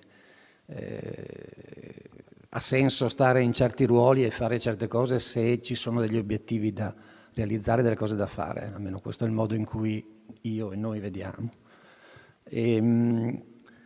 L'altro aspetto importante è che non si tratta di parole, io dirò delle parole, ma dietro queste parole ci sono delle risorse, ci sono degli obiettivi, ci sono delle azioni che andremo a fare, quindi sono parole che pesano. Per me anche il programma elettorale è un programma che pesa, ma a maggior ragione pesa il piano strategico. Quindi, ripeto, dirò delle parole, ma dietro ogni parola ci sono anche dei numeri, ci sono degli obiettivi, ci sono delle azioni. E da ultimo, ma anche questo è importante, il piano strategico non è qualcosa che si affianca alla normale attività di un ateneo, quindi non è che noi facciamo quello che siamo abituati a fare e poi c'è anche il piano strategico, magari ci sono un po' di soldi che mettiamo lì, così che tiriamo fuori, straordinari. No, il piano strategico orienta tutta l'attività di un ateneo, quindi tutto quanto è indirizzato nelle direzioni che vi andrò a dire. Chiaramente ci sono una serie di cose che non si possono non fare e che facciamo, ma tutto quanto deve essere permeato dall'impostazione, dagli obiettivi, dalla mission che vi descriverò. Possono sembrare cose ovvie, ma volevo così richiamarle all'inizio. Allora, questa è veramente una sintesi molto spinta di quello che è il piano strategico, che poi avrete modo, appunto chi è interessato, vi daremo un QR code per accedere. Speriamo di essere riusciti a condensare gli elementi fondamentali. E partiamo proprio dalla struttura del piano e dal percorso che abbiamo seguito per arrivare a questo piano. Allora, questo semplice schema vi dà un po' l'idea dei vari passi che sono stati fatti, che poi sono anche i vari elementi attorno ai quali si articola il piano strategico. C'è ovviamente una visione, che cercheremo di richiamare nei suoi tratti distintivi, e il piano strategico traduce questa visione in obiettivi specifici e in azioni concrete, raccogliendo, qui devo dire che gli interventi che mi hanno preceduto sono stati molto utili e mi consentiranno di essere veloce, raccogliendo le sfide che il contesto esterno e in una certa misura anche il contesto interno ci mettono di fronte. Quindi grosso modo il pattern che abbiamo seguito: analisi del contesto, io qua richiamerò gli item, ma nel piano strategico c'è un'analisi per ciascuno di essi sintetica, ma secondo me molto efficace, puntuale, le sfide che il contesto ci pone, la missione, la visione che abbiamo e la missione che vogliamo perseguire, una serie di azioni strategiche e, non ultimo, una, in qualche modo, misura dell'impatto delle azioni che andiamo a fare. Questo è fondamentale e questa è una parte che andremo a perfezionare, diciamo, nel prossimo autunno, cioè noi vogliamo essere in grado di definire anche degli indicatori che ci consentono di misurare quello che andremo a fare e anche di capire quanto riusciremo a realizzare e quanto invece non riusciremo. Dovranno essere degli indicatori ragionevoli, dovranno essere dei valori, degli obiettivi di nuovo ragionevoli, sfidanti ma anche realizzabili, però su questo ci misureremo e dovremo anche monitorare nel tempo l'andamento del piano. Quindi c'è tutto un lavoro anche su questo versante che secondo me dà serietà al piano. Ecco, ci sono due condizioni, non so, possiamo chiamarle condizioni abilitanti perché questo possa funzionare. La prima è una condizione interna, cioè un piano può realizzarsi nella misura in cui è veramente un piano condiviso da tutta la comunità accademica. Adesso anche qui non fatemi richiamare esplicitamente, quando dico tutta intendo tutta. E c'è stato anche, abbiamo fatto lo sforzo di condividere con tutta la comunità accademica tutti i passaggi di questa progettazione. E poi è altrettanto importante la condivisione con quello che chiamiamo il territorio, che vuol dire la regione, Friuli Venezia Giulia, che vuol dire gli altri atenei del territorio. Gli atenei, permettetemi, gli atenei sono 3, ogni volta che noi ci dimentichiamo, non ci dimentichiamo più della Sissa, veniamo rimproverati. Gli atenei sono 3, la Sissa è un ateneo, con le fondazioni molto importanti, con tutti gli enti, le associazioni del territorio, il tessuto produttivo che è stato richiamato in modo significativo. Credo di poter dire che in questi anni, anche forse per effetto della progettazione PNRR, il rapporto con le realtà produttive e commerciali del territorio si è molto rafforzato con le associazioni. Quindi ovviamente c'è ampio margine di miglioramento, ma negli anni siamo cresciuti e questo è fondamentale perché l'università non può fare un piano strategico autoreferenziale chiuso entro i propri confini, non può non tener conto delle dinamiche, dei piani strategici anche, o comunque insomma delle strategie degli altri soggetti presenti nel territorio. Quindi abbiamo cercato anche attraverso un'attività di incontro, di confronto con gli stakeholder, di condividere il più possibile questo piano e devo dire che sono arrivate anche delle indicazioni, sono arrivati degli stimoli molto, molto interessanti. Questa è un po' la struttura del piano. Una delle scelte forti che abbiamo fatto è stata quella di avere un piano strategico di ateneo che definisse le direttrici fondamentali, le linee di sviluppo fondamentali in grado di orientare in maniera coerente tutti i passaggi successivi. Non è quindi il piano strategico la collezione, la giusta posizione di un insieme di piani dei singoli dipartimenti, ma è un piano unitario, unico, all'interno del quale i dipartimenti poi definiranno le loro strategie, le loro proposte in maniera articolata, in maniera organica, tenendo conto delle diverse situazioni, dei diversi obiettivi, delle diverse possibilità, potenzialità dei dipartimenti.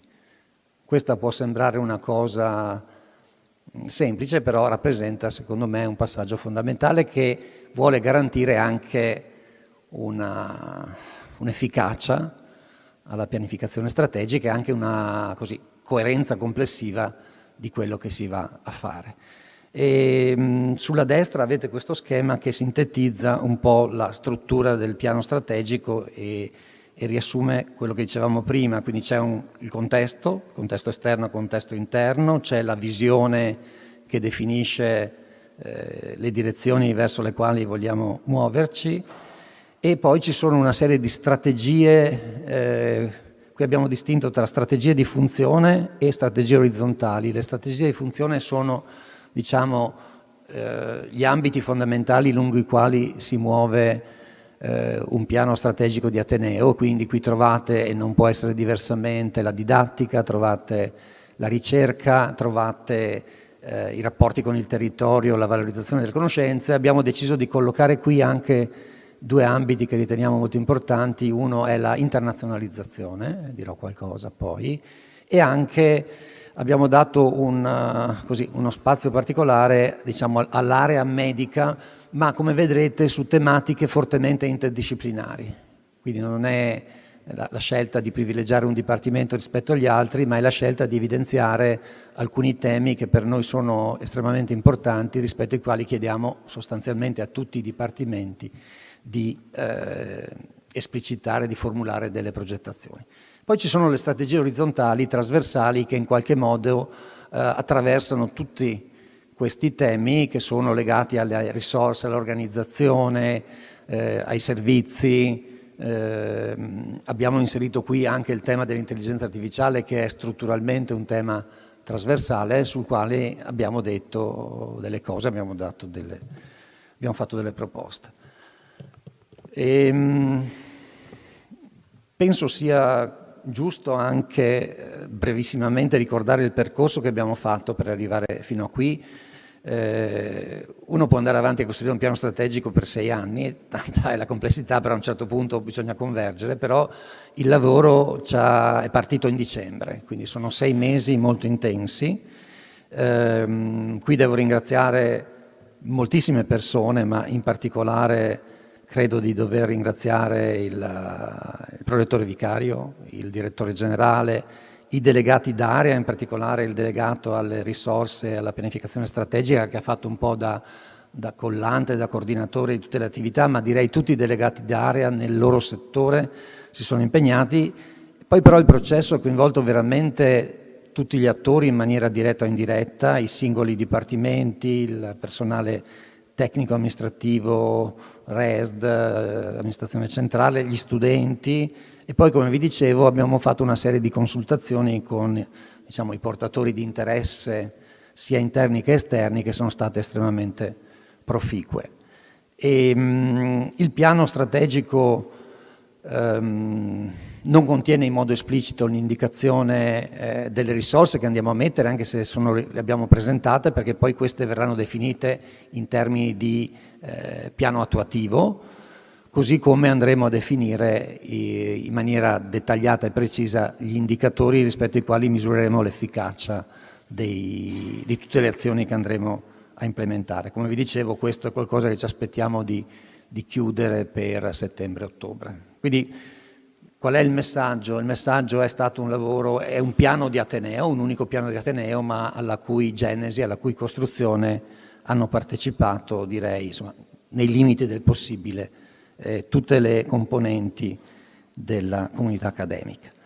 Contesto esterno e interno. Qui veramente sarò molto sintetico perché diverse cose sono state già dette e nel piano troverete poi un approfondimento per ciascuno di questi temi. Sull'andamento demografico non credo di dover aggiungere niente, se non che, diciamo, nell'arco di una quindicina d'anni aspettiamo una riduzione del 20-25% degli studenti a livello di comunità universitaria nazionale. Quindi questo è...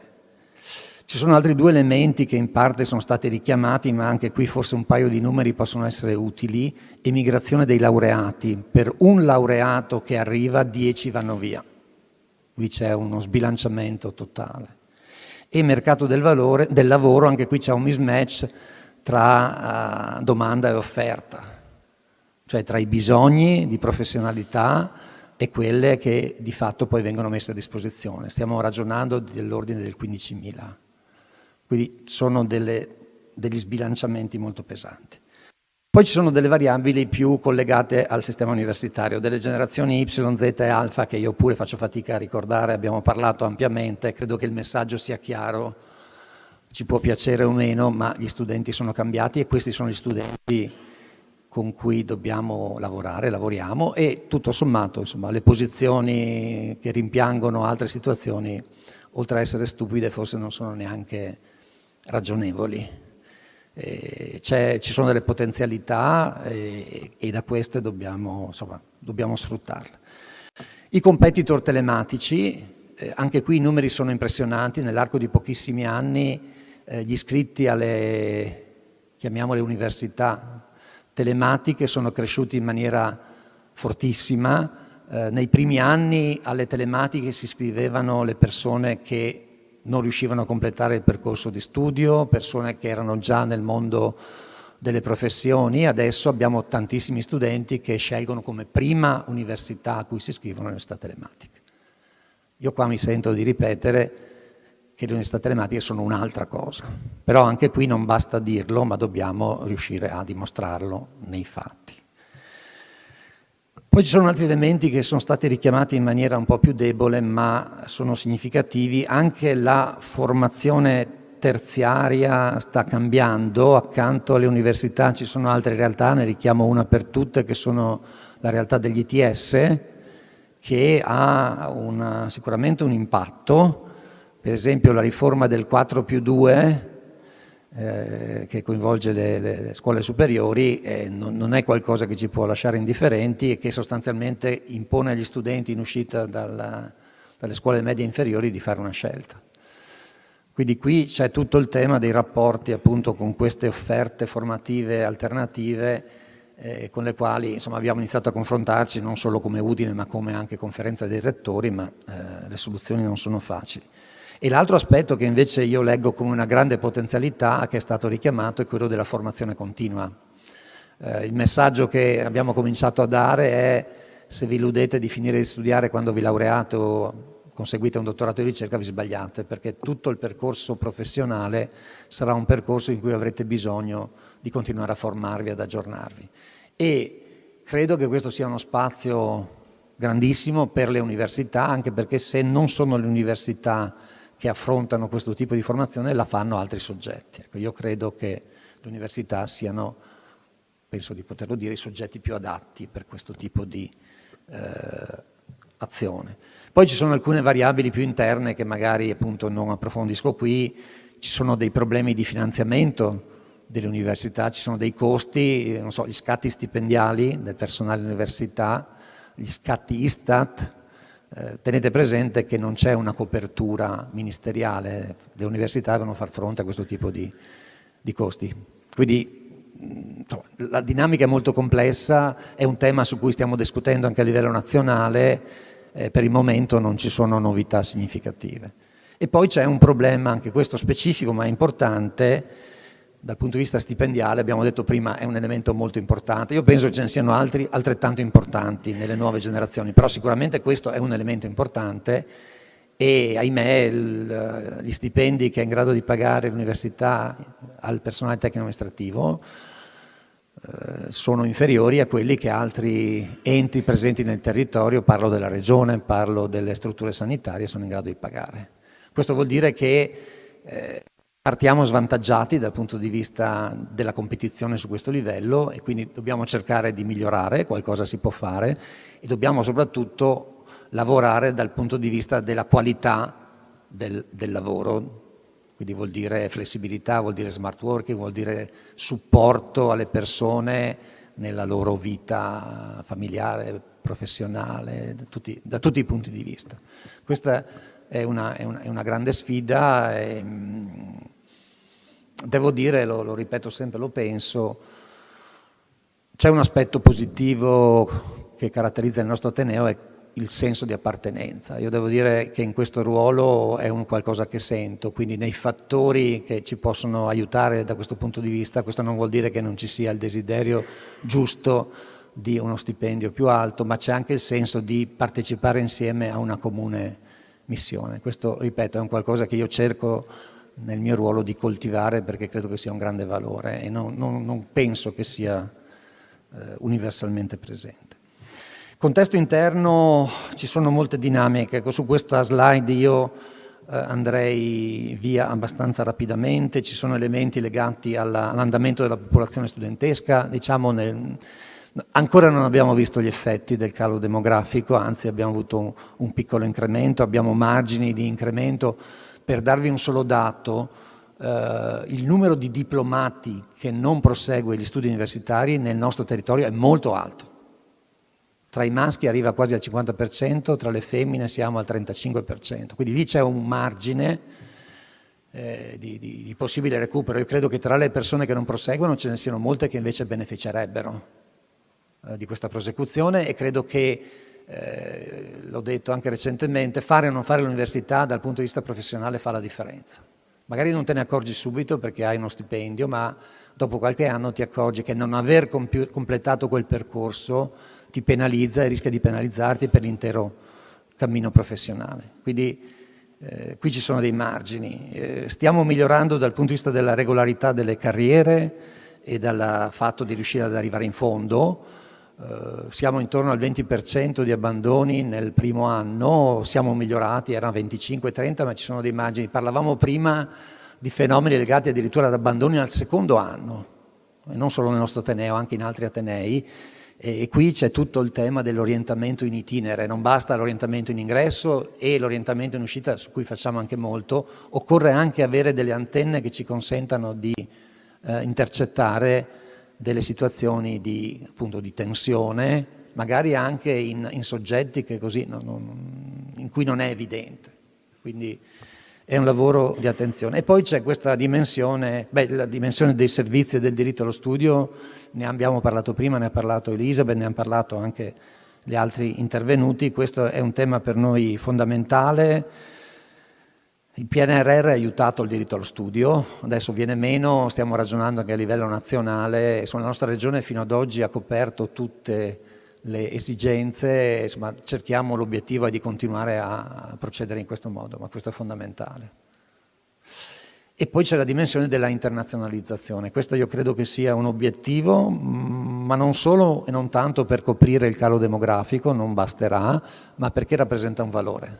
Credo che la presenza di una comunità studentesca che mette insieme persone con provenienze diverse rappresenti uno stimolo molto forte. Cominciamo ad avere dei numeri importanti, abbiamo 1 migliaio di iscritti con cittadinanza straniera, ogni anno aumentano in modo significativo le immatricolazioni, dirò magari un paio di parole dopo. Questa è una componente importante, è importante ovviamente anche nelle esperienze che i nostri studenti vanno a fare all'estero. Questa è una cosa che direi da molti anni coltiviamo e riteniamo sia veramente proficua per gli studenti, utile da tutti i punti di vista. Il tema della ricerca è un tema fondamentale, la qualità della ricerca, le strutture al servizio della ricerca per fare alcune ricerche sono fondamentali. Il tema della occupabilità dei laureati, il primo strumento di trasferimento tecnologico dell'università è proprio l'insieme dei suoi laureati e dei suoi dottori di ricerca che vanno a rafforzare, a far crescere, a innovare le aziende del territorio e i rapporti col mondo delle imprese e in generale il mondo, insomma, le varie realtà del territorio. Credo che molto sia stato fatto, grazie anche a progetti come INEST che veniva evocato prima dall'assessore, ma certamente ci sono ampi spazi di miglioramento. Poi c'è tutto un tema interno all'Ateneo. Il ricambio generazionale sia dal punto di vista del personale docente che del personale tecnico amministrativo è una sfida pesante. Nell'arco di 10 anni perderemo il 36%, avremo un ricambio del 36%, avremo un'uscita del 36%, perché il ricambio non si sa, e avremo un'uscita dei docenti e avremo un'uscita del 25% del personale tecnico amministrativo. Quindi diciamo è una grande sfida, è anche un'opportunità, dico io, nel senso che è anche il modo attraverso il quale possiamo coinvolgere nuove persone, possiamo coinvolgere molti giovani, dobbiamo essere estremamente attenti, oculati e onesti nel processo di ricambio. E poi c'è il tema che toccavo prima dell'equilibrio economico e della sostenibilità. Devo dire, penso si possa dire, che questo Ateneo, insomma, negli anni ha coltivato con estrema attenzione questa dimensione. Io ho trovato un Ateneo, insomma, un po' lo conoscevo, ma abbiamo trovato un Ateneo in una situazione di equilibrio, non abbiamo avuto sorprese in negativo. Dopodiché però mantenere questo tipo di situazione non è affatto banale. Qual è la visione? Cerco di essere molto stringato. Abbiamo individuato, direi, 4 punti fondamentali. Il primo sta nel titolo di questa slide. Noi crediamo che sia necessario il giusto equilibrio tra il radicamento territoriale molto forte di questo Ateneo e la sua dimensione universale. Non possiamo sbilanciarci né in una direzione né nell'altra, perché andremo a perdere.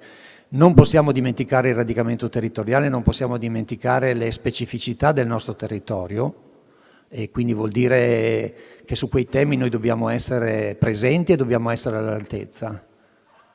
Faccio un esempio, penso di non far torto a nessuno, sui temi della siderurgia, dei materiali, della metallurgia, su queste cose qui noi non possiamo non esserci e dobbiamo esserci al top. Abbiamo aziende nel nostro territorio che hanno rapporti con tutto il mondo, anche con università di tutto il mondo, e noi dobbiamo essere dentro questo circolo, dobbiamo avere delle competenze che sono appunto allo stato dell'arte. Però non possiamo neanche costruire un'università che sia solo al servizio del territorio, banalmente al servizio del territorio, perché un'università così muore nell'arco di qualche anno. Quindi la ricerca di base a spettro 360 gradi è fondamentale proprio per mantenerci aggiornati, essere in grado di fare un'offerta didattica da un lato e un'offerta anche di innovazione alle realtà del territorio che sia adeguata. Ecco, io credo che questo bilanciamento sia fondamentale. Voi dite è ovvio? Sì, per noi forse è ovvio, per qualcuno alle volte insomma, c'è il rischio di andare, di sbilanciarsi in una direzione o nell'altra. Io credo che mantenere questo equilibrio sia fondamentale. 2. Ateneo del Friuli. Insomma, qui non voglio... Questa è l'Università di Udine, l'ho detto tante volte, è un brand. Noi siamo conosciuti in giro per il mondo come Università di Udine, siamo apprezzati, però questo è l'Ateneo del Friuli allo stesso tempo. E questo si esplicita in tanti modi, secondo me uno dei più significativi, appunto qui ringrazio, l'ho già ringraziati, le presenze di sindaci, di assessori, si manifesta nel fatto che noi siamo presenti in 4 sedi, che non c'è una sede centrale e alcune sedi periferiche, abbiamo un'offerta originale nelle 4 sedi in cui siamo presenti e abbiamo cercato di renderla sempre più congeniale alle caratteristiche della singola sede. E questo per noi appunto è un punto di forza e rende in maniera concreta, plastica, il significato di che cosa voglia dire, non è solo questo ma è anche questo, che siamo l'Ateneo del Friuli. Terzo elemento, Uniud, comunità globale. Questo è lo slogan, è un pezzo dello slogan che abbiamo scelto quest'anno per la campagna immatricolazioni, e dove i 2 termini hanno entrambi un significato preciso. Comunità perché il benessere di tutte le persone, degli studenti e delle studentesse, ma anche di tutte le persone che lavorano all'interno dell'Ateneo è per noi un obiettivo fondamentale. Vogliamo sempre più essere una comunità in cui si vive bene, in cui si sta bene, ma anche una comunità globale perché, come dicevo prima, vogliamo sempre più essere aperti nell'attrazione di studenti, ma siamo aperti strutturalmente, cioè parlo a mio nome ma a nome di tutti i nostri colleghi, la comunità di ricercatori con cui collaboriamo da sempre è una comunità internazionale senza confini, penso che riuscirei a trovare persone in tutti i continenti con cui ho lavorato, interagito, e penso che questo valga per tutti. Ecco, io credo che in un contesto storico che spaventa i ragazzi giovanissimi, io ho figli, ho nipoti, insomma, i miei nipoti per il momento non possono spaventarsi perché sono troppo piccole, ma i figli si spaventano, sono molto spaventati. Allora che ci sia un luogo come l'università in cui si mostra che è possibile anche relazionarsi con gli altri in maniera diversa, credo che sia un valore molto importante e insomma il tentativo di mantenerlo il più possibile così credo che faccia parte di quello che siamo e dei nostri compiti. Senza illusioni non è che risolviamo i problemi, non è che la diplomazia scientifica possa sostituirsi alla diplomazia tout court, però questo è uno spazio a cui non vorremmo rinunciare e quindi abbiamo pensato di metterlo nello slogan, di metterlo nel piano strategico e di sostanziarlo poi in una serie di iniziative che vanno in questa direzione. Ultimo, ma non ultimo per importanza, è il fare rete. Io sono convinto, ma non per necessità, proprio per vocazione, che in questo momento storico se stiamo da soli perdiamo. Cioè la competizione è una competizione mondiale, ci sono dei player, l'ho ripetuto più volte, sono stato in Cina con altri rettori a novembre dello scorso anno. È un altro mondo, cioè le università che abbiamo in Italia, loro le hanno tutte a Pechino c'è lo stesso numero di università che noi abbiamo nell'intero paese, quindi noi ci confrontiamo e se andiamo nel mondo industriale vale lo stesso tipo di discorso, ci confrontiamo con questo mondo, allora Stare a discutere se fare delle cose assieme o no, perché magari rischio di perdere degli studenti, rischio di perdere non so bene cosa, rischio di perdere delle collaborazioni che ho, credo che sia molto miope. Se vogliamo partecipare alla partita, non dico vincerla, ma partecipare, dobbiamo per forza fare rete. E in primis, secondo me, c'è proprio questa dimensione che il PNR ci ha fatto in qualche modo, non dico scoprire, ma ci ha fatto valorizzare, della collaborazione chiaramente degli atenei della nostra regione, ma anche degli atenei del Triveneto. Abbiamo fatto una simulazione, ve l'ho già detto, di che cosa sarebbe se presentassimo questa rete di atenei come una realtà unitaria, in termini di studenti, di corsi di laurea, di insegnamenti, di qualità della ricerca. Insomma, comincia a diventare una realtà interessante, non solo a livello nazionale, ma anche a livello internazionale. Poi c'è tutta una rete di collaborazioni in cui siamo inseriti, che sono tutte importanti, la cooperazione con Università dell'Alpe Adria, in particolare Klagenfurt, ma non solo, Graz, Lubiana, la partecipazione alle rete di università europee, noi siamo coinvolti in questo progetto Across con 10 atenei, la collaborazione tra scuole superiori universitarie e poi la valorizzazione di tutta questa rete di collaborazioni che già ci sono, abbiamo ascoltato anche alcuni numeri oggi, ma che possono essere sempre più rafforzate con le realtà del territorio. Io credo che fare rete sia un passaggio fondamentale. Poi non è facile, ci stiamo ragionando da mesi, stiamo cercando di trovare le forme. Proprio ieri ho partecipato a una riunione su questi temi. Non è facile, ma io credo che sarebbe veramente un'occasione perduta non farlo. Allora, adesso cerco di essere ancora più spedito. In maniera sintetica dico alcune cose riguardo alle tematiche fondamentali. C'è uno sbilanciamento dal punto di vista delle slide, sono poche, ne mancano poche, per quanto riguarda la didattica, la ricerca, i rapporti con il territorio. C'è una preponderanza delle slide sulla didattica. Perché? Qui non ho bisogno di ripetere, la didattica è la vocazione fondamentale degli atenei. Gli atenei senza gli studenti non ci sarebbero, questo dall'origine, non da oggi. Quindi questa è la ragione per cui c'è ampio spazio nelle slide e nel piano strategico, ma al tempo stesso senza la ricerca l'università non ha senso. Cioè la qualità della didattica e di tutto quello che un'università può offrire è strettamente legata alla sua capacità di fare ricerca. Le teaching university sono un'altra cosa, non sono l'università come la conosciamo, e quindi enfasi sulla didattica, spazio alla didattica è fondamentale, ma nella consapevolezza che tutto si tiene. La didattica da sola non può funzionare. Allora, abbiamo cercato di accostare la sfida alle azioni che vogliamo fare, la sfida della transizione generazionale, ne abbiamo parlato. Qui c'è tutta la parte di valorizzazione, l'abbiamo chiamato, insomma, è un po' nella linea di quello che diceva prima Elisabeth, ma non solo lei, del capitale relazionale. Se parliamo tra noi docenti siamo tutti convinti che la didattica in presenza è fondamentale, il rapporto docente-studente, i rapporti tra gli studenti, però poi dobbiamo riuscire a rendere concreto questo obiettivo. Dobbiamo convincere gli studenti che essere in aula, poter interagire con i docenti, poter interagire tra di loro è un valore e fa la differenza. Se non lo facciamo non funziona. Ci siamo incontrati con i rappresentanti degli studenti qualche settimana fa, abbiamo discusso, qualche studente, ma non è una realtà di oggi, è una realtà anche di tutti noi, qualche studente dice ma io andare a quella lezione fatta in quel modo lì, che cosa mi serve?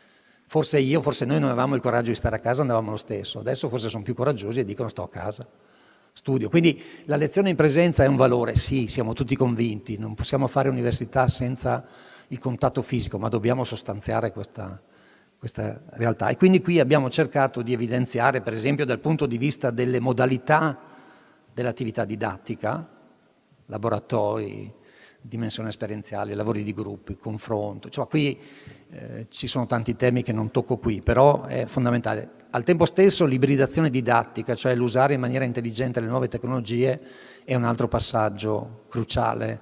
Non possiamo far finta che non ci sia stato il Covid, che non abbiamo scoperto che ci sono tantissime possibilità, tantissimi strumenti anche molto utili, per esempio anche dal punto di vista della personalizzazione dei percorsi di studio. Qui dobbiamo trovare il giusto equilibrio tra queste due dimensioni e insomma il piano strategico vuole, attraverso incentivazioni, attraverso supporti, attraverso progettazione, vuole andare in maniera consapevole in questa direzione.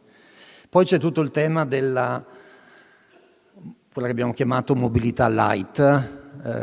La formula che abbiamo così tirato fuori è quella dei pendolari residenti. Abbiamo bisogno anche di una residenza diversa, noi abbiamo una componente studentesca che in misura significativa è pendolare, che però beneficerebbe della possibilità di rimanere, di stare a Udine per periodi prolungati in certi momenti dell'anno accademico. Allora, qui si tratta di inventare, di studiare, di trovare delle soluzioni, però insomma almeno il problema lo abbiamo chiaro, le soluzioni sono da pensare.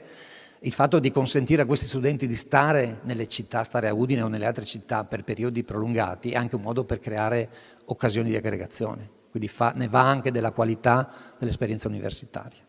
E da ultimo il tema del benessere, dell'ascolto, su cui l'Ateneo sta investendo parecchio e continuerà a investire perché è convinto che sia importante. Abbiamo fatto anche delle indagini e insomma ci sono situazioni di sofferenza significative. Quindi questa è una dimensione irrinunciabile alla quale vogliamo dedicare la giusta attenzione. Inverno demografico, va bene, politiche di orientamento integrate, antidispersione, ho accennato prima, non ci torno, aumentare l'attrattività nazionale, specie sulle lauree magistrali ma anche sulle triennali, perché poi appunto gli studenti cominciano a ragionare non solo quando finiscono la triennale ma anche dall'inizio, a pensare dei percorsi unitari. Attrattività internazionale e poi i servizi specifici, è già stato richiamato, per categorie di studenti, lavoratori part-time con esigenze particolari. Quindi questo diciamo è un capitolo importante ma anche abbastanza consolidato.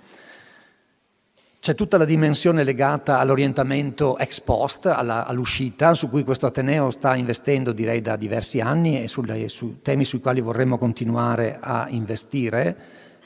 Ci sono delle iniziative molto interessanti che coinvolgono gli studenti, penso a Enactus per quelli di voi che l'hanno incontrato, sulla imprenditorialità giovanile, cioè far fare esperienze di questo tipo all'interno del percorso accademico. E devo dire che insomma, i riscontri che abbiamo da parte degli studenti sono sempre molto positivi.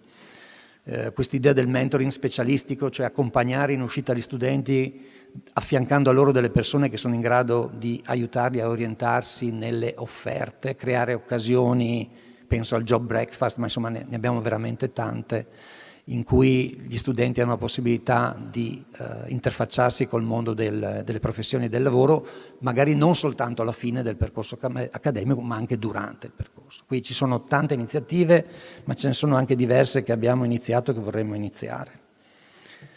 E poi c'è il tema della formazione continua, dicevamo prima, anche qui direi non mi soffermo perché l'abbiamo già parlato, abbiamo fatto questa esperienza del Resilience Hub quest'anno sul tema della resilienza, ma insomma vorremmo non solo ripetere questa scuola, ma organizzarne diverse altre, anche qui con un'ampiezza estremamente alta, e se dovessimo condensarlo in uno slogan, passare dal diritto allo studio al diritto alla formazione permanente. Questo potrebbe essere il modo per sintetizzare l'importanza che noi diamo a questo ambito. Tema della ricerca, adesso mi avvio verso la conclusione. Il tema della ricerca ha una slide sola, ma vi assicuro che intanto è il frutto di un lavoro molto accurato e partecipato ed è fondamentale. Io penso, insomma, la verità va sempre detta. Nella recente valutazione della qualità della ricerca, su diversi parametri siamo stati valutati molto bene. Per esempio, per dirne una che a noi è piaciuta molto, la qualità del personale docente ricercatore in ingresso e la qualità delle persone che hanno fatto progressione di carriera è alta, è sopra la media ed è migliore della qualità della ricerca di chi ha una posizione consolidata. Ecco, io questo dato lo leggo, uno stimolo per i senior a rimettersi in gioco, ma lo leggo come insomma, un segnale positivo. Se queste persone confermeranno la qualità della loro ricerca, questo è un buon segnale. Però c'è un elemento su cui invece non siamo usciti bene, diversi altri atenei allo stesso modo, ma a noi interessa il nostro caso, che è la partecipazione a bandi competitivi di progetti di ricerca a livello internazionale. Lì possiamo migliorare. Quindi l'idea nostra è di favorire la crescita dei giovani ricercatori, dare loro degli strumenti anche economici, rafforzare le politiche di scouting e di reclutamento di ricercatori anche al di fuori dei nostri confini. Un'università che recluta soltanto i propri laureati, io sono un laureato di Udine, quindi però non possiamo fare solo questo, dobbiamo continuare a cercare e attrarre anche laureati, dottori di ricerca di altri atenei, magari non solo italiani. Per far questo dobbiamo metterli nelle condizioni migliori per poter scegliere di lavorare in questo ateneo. Quindi qui ci sarà una serie di iniziative, di finanziamenti, per esempio assegnazione di fondi di start-up per la ricerca libera ai nuovi ricercatori, che vuole andare in questa direzione. L'altro passaggio ineludibile è che dobbiamo puntare sui giovani ricercatori, che nella terminologia universitaria vuol dire RTT, cioè in futuro, tenendo presente tutte le giuste esigenze, noi non possiamo permetterci di non puntare sui giovani, perché il 36% di noi uscirà nei prossimi 10 anni. Quindi questa è una scelta obbligata, che andrà gestita con equilibrio, ma andrà gestita anche con decisione. Da ultimo, Welcome Office di Ateneo, appunto un elemento fondamentale, specie con i giovani ricercatori che arrivano da altri paesi, è di creare loro un ambiente che sia facile, che sia accogliente, che gli aiuti nell'inserimento. Quella che si chiamava terza missione, e sto veramente andando a chiudere, abbiamo voluto condensarla col termine cura del territorio. Vogliamo curare, avere rapporti stretti col nostro territorio per far sì che l'Ateneo sia sempre di più un motore dello sviluppo. Abbiamo aperto e tenuto aperto dei cantiere Friuli per diversi anni, forse i cantieri a un certo punto vanno chiusi, però questo non vuol dire perdere e disperdere le cose positive di quell'esperienza, per cui stiamo pensando a officine del sapere, stiamo pensando a Sistema Friuli, quindi diciamo il meglio che è stato prodotto da quell'esperienza e anche altre esperienze su temi di interesse emergenti verranno valorizzate. C'è il tema del Lab Village, questo luogo di ricerca in collaborazione tra aziende e università, che riteniamo essere un'idea bellissima, realizzata ancora in maniera parziale, che vorremmo estendere anche alle altre sedi della nostra università e che sicuramente perseguiremo. Ci sono delle realtà importanti, l'azienda agraria, c'è il lascito Maseri, di cui un rettore, potete immaginare, sente costantemente la responsabilità, e c'è questa idea del campus biomedico. In autunno inaugureremo la nuova sede, che vi assicuro, insomma, mi hanno mostrato ieri in anteprima alcune foto, sarà veramente molto bella, oltre che funzionale, ed è l'idea di creare sempre di più e rafforzare questo campus biomedico in stretta relazione con le strutture sanitarie del nostro territorio. Ci sono 1000 modi in cui interagiamo con la cittadinanza e il territorio, tutto il capitolo del public engagement. Non voglio richiamare tutte le iniziative che facciamo, ce ne sono tante. Stiamo rafforzando sempre di più il Festival Collegamenti, l'abbiamo da quest'anno anche distribuito nelle varie sedi. È un festival che organizza il nostro Ateneo. Vi assicuro che non è facile, non sono molti gli atenei che organizzano. Questi festival di solito li organizzano i gruppi editoriali, in collaborazione con gli atenei. Bene, questo è il festival dell'Università di Udine, il che vuol dire che l'Università di Udine deve trovare anche i finanziamenti per sostenere questo festival. Devo dire che diverse realtà ci stanno supportando in questo, stanno collaborando con noi. È un festival interdisciplinare, quest'anno il tema è un tema molto interessante, è equilibri, declinato in molti modi. Vedrete, insomma, stiamo per rilasciare il programma, ve ne dico una, ci sarà l'italiano che ha vinto la medaglia Fields in matematica, che a settembre, come anteprima del festival, verrà a raccontare la sua esperienza in occasione appunto di collegamenti, ma è soltanto uno dei tanti nomi che verranno a Udine. Quindi questo fa parte più in generale di questo rapporto con la città, col territorio, con Udine, ma iniziative analoghe ci sono anche a Pordenone, e le immaginiamo anche a Gorizia, a Gemona. Cioè vogliamo essere presenti, fare quella che possiamo chiamare divulgazione scientifica, divulgazione culturale ai massimi livelli. E poi c'è quest'altra dimensione, vi dicevo prima, tra i pilastri che abbiamo immaginato c'è anche questo pilastro che potremmo dire area medica, ma ci piace chiamarlo cura delle persone, in cui abbiamo individuato alcuni temi interdisciplinari per noi caratterizzanti. Uno è il tema della umanizzazione delle cure e benessere organizzativo, in cui abbiamo, se volete così, una sorta Abbiamo iniziato questo percorso, l'abbiamo iniziato coinvolgendo da subito altri atenei, l'abbiamo presentato alla CRUI, alla conferenza dei rettori, con l'idea che possa diventare, e mi pare che i riscontri che stiamo avendo vanno in questa direzione, un tema condiviso di tutta l'università italiana, di tutte le università che hanno un dipartimento di area medica. Credo che insomma non c'è bisogno di spiegarvi quanto sia fondamentale. C'è il tema dell'active aging, ne abbiamo parlato prima, che è un problema ma è anche una risorsa, e c'è il tema del benessere psicologico, a cui ho già accennato, che vorremmo diventasse proprio un progetto di Ateneo. Poi sono i temi, quelli che ho detto trasversali. La sfida qui è di investire, di valorizzare le risorse per generare valore aggiuntivo.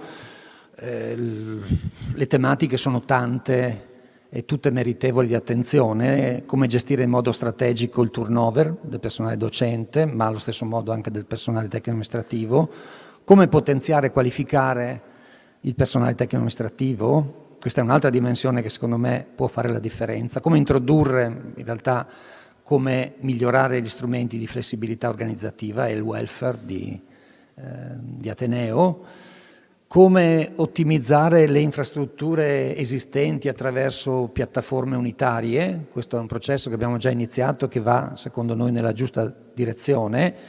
Come rafforzare le strutture a supporto della didattica innovativa. Se vogliamo fare una didattica mista, ibrida, non possiamo usare Microsoft Teams nel modo in cui l'abbiamo usato durante il Covid, dobbiamo fare cose diverse. Per questa ragione abbiamo creato 2 studi di registrazione professionali che abbiamo iniziato a usare col progetto EduNext, e l'idea è che questi studi possano aumentare e che vengano usati in maniera molto intensa, e da ultimo appunto potenziare le infrastrutture dedicate ai servizi per gli studenti. Per esempio un tema che è risuonato oggi, ma era risuonato anche in incontri precedenti, è la questione dell'aggregazione, creare dei luoghi di aggregazione per gli studenti. Sono importanti gli alloggi, aumenteranno, ne avremo a breve numeri importanti, ma sono importanti anche luoghi di questo tipo, perché poi gli studenti possono anche vivere la città e non solo trovare un posto dove dormire.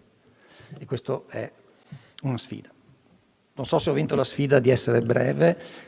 Questo QR code che trovate vi dà il piano esteso.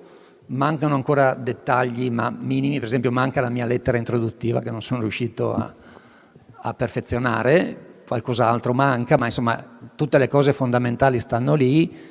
Vi dicevo, settembre-ottobre completeremo con la parte di pianificazione attuativa. I numeri sono importanti anche dal punto di vista economico, le risorse che mettiamo in gioco, e con la specifica di tutti gli indicatori e dei relativi valori di riferimento, qual è la situazione attuale e qual è l'obiettivo, dove vogliamo arrivare. Io vi ringrazio, insomma questa è la partenza, ripeto quello che ho detto all'inizio, non sono solo parole, questi per me, per noi che abbiamo costruito questo piano, ringrazio ancora tutte le persone che hanno partecipato a questo processo, sono cose che poi vorremmo vedere realizzate, quindi il nostro obiettivo è vederle concrete nella nostra realtà universitaria. Grazie, e c'è l'aperitivo.